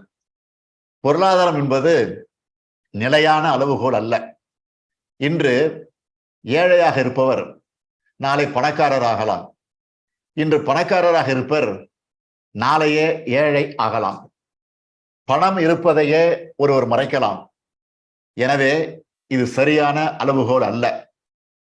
உயர் சாதி ஏழைகள் என்று சொல்லி இடஒதுக்கீடு தருகிறது பாஜக அரசு. இது சமூக நீதி அல்ல. ஏழைகளுக்கு எந்த பொருளாதார உதவியும் செய்வதை நாங்கள் தடுக்கவில்லை. அது பொருளாதார நீதியே ஆகுமே தவிர சமூக நீதி ஆகாது. ஏழைகள் என்றால் அனைத்து ஏழைகளும் தானே இருக்க முடியும். அதில் என்ன உயர் சாதி ஏழைகள்? ஒடுக்கப்பட்ட சாதி ஏழைகளை புறக்கணிப்பதே சமூக அநீதி அல்லவா? அதனால்தான் பொருளாதார அளவுகோலை இடஒதுக்கீட்டில் நாங்கள் எதிர்க்கிறோம். உயர் சாதியில் இருக்கும் ஏழைகளுக்கு 10 விழுக்காடு இடஒதுக்கீடு வழங்குவது ஒன்றிய பாஜக அரசின் திட்டம். இடஒதுக்கீடு வழங்குவதால் தகுதி போய்விட்டது, திறமை போய்விட்டது என்று இதுவரை சொல்லி வந்த சிலர் இந்த இடஒதுக்கீட்டை மட்டும் ஆதரிக்கிறார்கள். இதன் வன்மமான எண்ணத்துக்கு அதிகம் விளக்கம் சொல்ல தேவையில்லை. இடஒதுக்கீடு மூலமாக அனைத்து சமூக மக்களும் படித்து விடுகிறார்கள், வேலைக்கு போய்விடுகிறார்கள் என்ற வன்மம் தான் தகுதி போய்விட்டது, திறமை போய்விட்டது என்று சொல்ல வைக்கிறது. 10 விழுக்காடு இடஒதுக்கீடு தருவதால் தகுதி போகாதா, திறமை போகாதா? 100 ஆண்டுகளுக்கு முன்னால், 200 ஆண்டுகளுக்கு முன்னால் உயர் சாதியினர் மட்டுமே படிக்கலாம் என்ற காலம் இருந்ததல்லவா? அதனை உருவாக்க நினைக்கிறார்கள். இதனை தடுக்க வேண்டும். சமூக நீதி என்ற பெயரால் சமீபத்தில் கர்நாடக மாநிலத்தில் செய்யப்பட்ட செயல்களை நீங்கள் அனைவரும் அறிந்திருப்பீர்கள். இஸ்லாமியர்களுக்கான தனி இடஒதுக்கீடு முழுமையாக ரத்து செய்யப்பட்டுள்ளது. அவர்களை உயர் சாதி ஏழைகள் என்ற பிரிவில் சேர்த்துள்ளார்கள். இஸ்லாமியரிடமிருந்து பறித்து வேறு 2 சமூகத்துக்கு பிரித்து கொடுத்து இஸ்லாமியர்களுக்கும் அந்த சமூகத்துக்கும் மோதலை உருவாக்கி இருக்கிறார்கள். அதே போல பட்டியலின மக்களுக்குள் பாகுபாடு காட்டப்பட்டுள்ளது. நடக்க இருக்கும் கர்நாடக மாநில சட்டமன்ற தேர்தலை மனதில் வைத்து இதனை செய்துள்ளார்கள். பாஜகவுக்கு வாக்களிப்பவர்கள் வாக்களிக்காதவர்கள் என்று நினைத்து இந்த பாகுபாடு செய்யப்பட்டுள்ளது. வெளிப்படையாகவே சமூக நீதி கொலை செய்யப்பட்டுள்ளது கர்நாடகாவில். பட்டியலின மக்களின் இடஒதுக்கீடு முறையாக வழங்கப்பட வேண்டும். பிற்படுத்தப்பட்டோர், மிகவும் பிற்படுத்தப்பட்டோர் இடஒதுக்கீடு முறையாக வழங்கப்பட வேண்டும். சிறுபான்மையினர் இடஒதுக்கீடு முறையாக வழங்கப்பட வேண்டும். நீதித்துறையில் இடஒதுக்கீடு செயல்பாட்டிற்கு வர வேண்டும். இதர பிற்படுத்தப்பட்ட சமுதாயத்தினருக்கு பதவி உயர்வில் இடஒதுக்கீடு உறுதி செய்யப்பட வேண்டும். சாதிவாரி கணக்கெடுப்பினை ஒன்றிய அரசு நடத்தி அதன் தரவுகளை வெளியிட வேண்டும். இவற்றை அகில இந்திய ரீதியில் கண்காணிக்க வேண்டும். மாநில அளவிலும் கண்காணிக்க வேண்டும். சமூக ரீதியாகவும் கண்காணிக்க வேண்டும். திராவிட முன்னேற்றக் கழகம் ஆட்சிக்கு வந்ததும் ஆதிதிராவிட பழங்குடியினர் ஆணையத்தை அமைத்தது. சமூக நீதி ஆணையத்தை அமைத்தது. சமூக நீதி கண்காணிப்பு குழுவை அமைத்தது. இந்த கண்காணிப்பு குழு கல்வி, வேலைவாய்ப்பு, பதவிகள், பதவி உயர்வுகள், நியமனங்கள் ஆகியவற்றில் சமூக நீதி அளவுகோல் முறையாக முழுமையாக பின்பற்றப்படுகிறதா என்பதை கண்காணிக்கும், வழிகாட்டும், செயல்படுத்தும். இவை சரியாக நடைமுறைப்படுத்தப்படாவிட்டால் உரிய நடவடிக்கை எடுக்க அரசுக்கு பரிந்துரை செய்யும். அந்த வகையில் அரசு அலுவலர்கள், கல்வியாளர்கள், சட்ட வல்லுநர்கள் கொண்டு குழு அமைக்கப்பட்டுள்ளது. Such committees should be established in all the states. I appeal to political leaders in all states to take up this initiative. We should collectively spearhead the resolutions to be passed in this meeting. திமுக சார்பில் இன்றைய இளைய தலைமுறையினருக்கு சமூக நீதி வரலாற்றை எடுத்துச் சொல்லும் வகையில் ஸ்டடி சர்க்கிள்ஸ் ஆரம்பித்து கூட்டங்களை நடத்தி வருகிறோம். இந்த இணைய மாநாட்டில் பங்கேற்றுள்ள அனைவரும் அவரவர் மாநிலங்களில் தந்தை பெரியார், புரட்சியாளர் அம்பேத்கர், மகாத்மா ஜோதிராவ் பூலே போன்ற சமூக சீர்திருத்தவாதிகளின் பெயர்களில் ஸ்டடி சர்க்கிள்ஸ் துவங்கி நாடு முழுவதும் உள்ள இளைஞர்களுக்கு சமூக நீதி பற்றிய புரிதலையும் விழிப்புணர்வையும் ஏற்படுத்திட வேண்டும். இந்தியா முழுமைக்கும் கூட்டாட்சியை, மாநில சுயாட்சியை, மதச்சார்பின்மையை, சமத்துவத்தை, சகோதரத்துவத்தை, சமதர்மத்தை, சமூக நீதியை நிலைநாட்ட நாம் குரல் கொடுத்தாக வேண்டும். அது வெறும் குரலாக மட்டும் இருக்க முடியாது. தனித்தனி குரலாக மட்டும் இருந்தால் பயனில்லை. கூட்டு குரலாக, கூட்டணை குரலாக அமைய வேண்டும். However idealistic an ideology may be, for it to succeed, the unity among the parties which has accepted the ideology is of great importance. Such a unity is not enough. If it is in only few states, it has to happen in every state. It has to be for the whole of India. It is for that unity. Federation like this will serve as the foundation. Let's fight together to create an India of social justice, an India of equal justice, an India of brotherhood. நன்றி, வணக்கம்.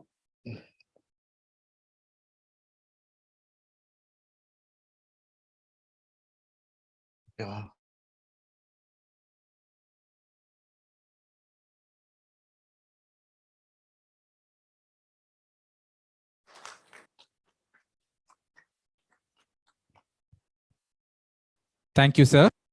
Now invite Honorable Mr. Justice Virendra Singh Yadav, Chairman of the SRA and founder of the Samajik Chetna Foundation, to deliver the vote of thanks.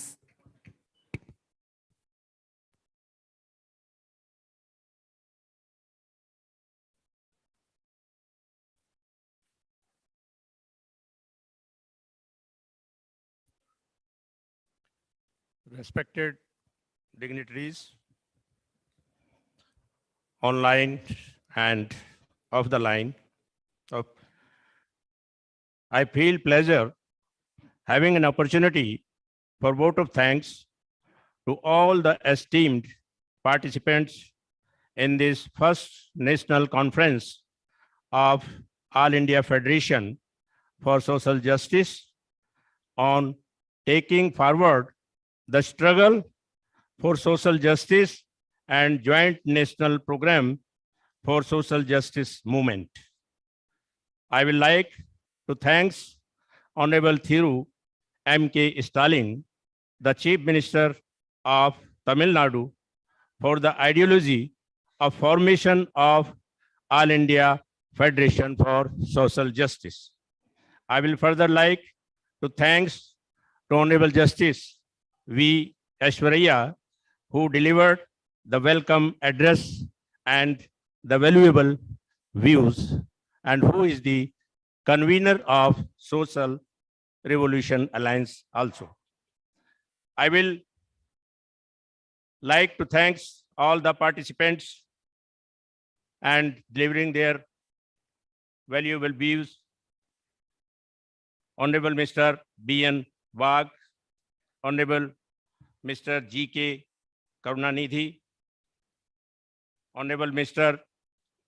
Dev Rajan, Honorable Mr. Vaman Mishram, Honorable Mr. B.D. Borkar, Honorable Dr. Mr. Lakshman Yadav, Professor, Delhi University, and Dr. Anil Jaihind, Honorable Dr. Ratanlal, Delhi University, Honorable Professor Dr. Suraj Mandal, Delhi University, Honorable Mr. Dada Bahadur Singh Lodhi from Madhya Pradesh, Honorable Dilip Mandal, Senior Journalist, Honorable Mr. Wilson, MP, Rajya Sabha, Tamil Nadu, who delivered his keynote, and Honorable Mr.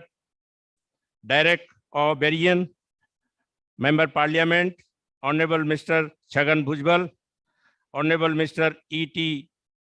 Mahmood Bashir, Honorable Mr. Manoj Kumar Jha, Honorable Mr. Rajkumar Saini, former MP, Honorable Mr. Madhav Jankar, MLC, Honorable Mr. Dr. K.K. Rao, Honorable Mr. Farooq Abdullah Sahib from Jammu and Kashmir, Honorable Mr.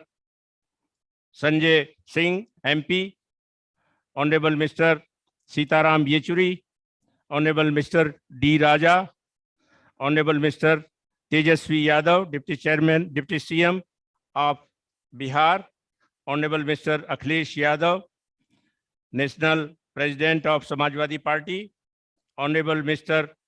Veerappa Moily, former Minister of Law of Government of India, Honorable Mr. Ashok Gehlot, CM Rajasthan, Honorable Mr. Thiru Mavlevan, Member Parliament, Honorable Mr. Vaiko, Member Parliament, Honorable Mr. K.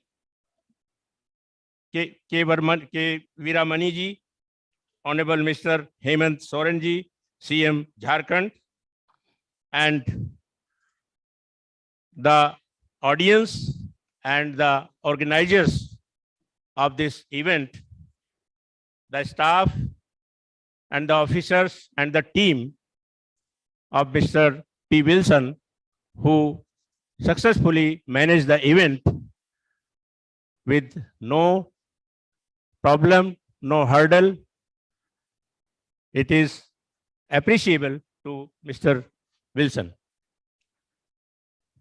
Apart from it, I will like to add that if we want that all the constitutional provisions beneficiary to the backward classes have to be implemented in real sense, the organized collective struggle of backward classes, OBCs, STs, and minorities, SCs, SC minorities required.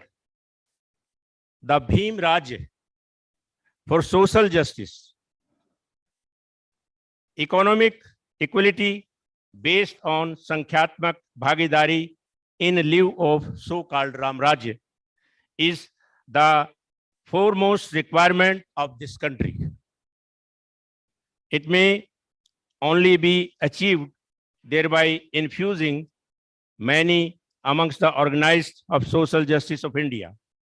SRA, Social Revolution Alliance, the known political organization of organizations, is doing its best to get all the organizations of social justice to work together collectively as an ally of Social Revolution Alliance.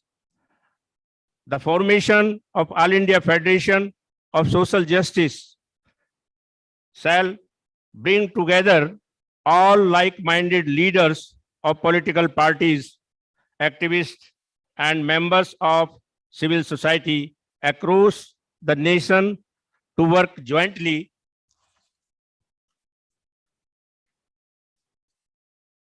strengthening the political power of fight for the goal of everything for everyone.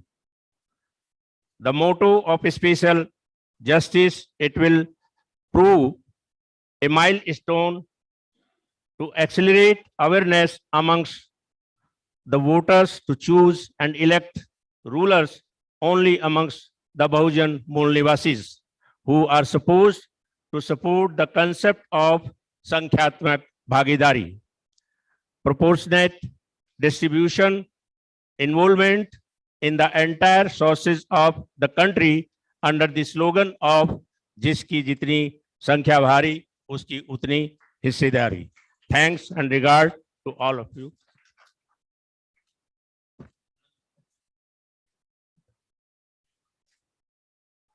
Please stand for the national anthem.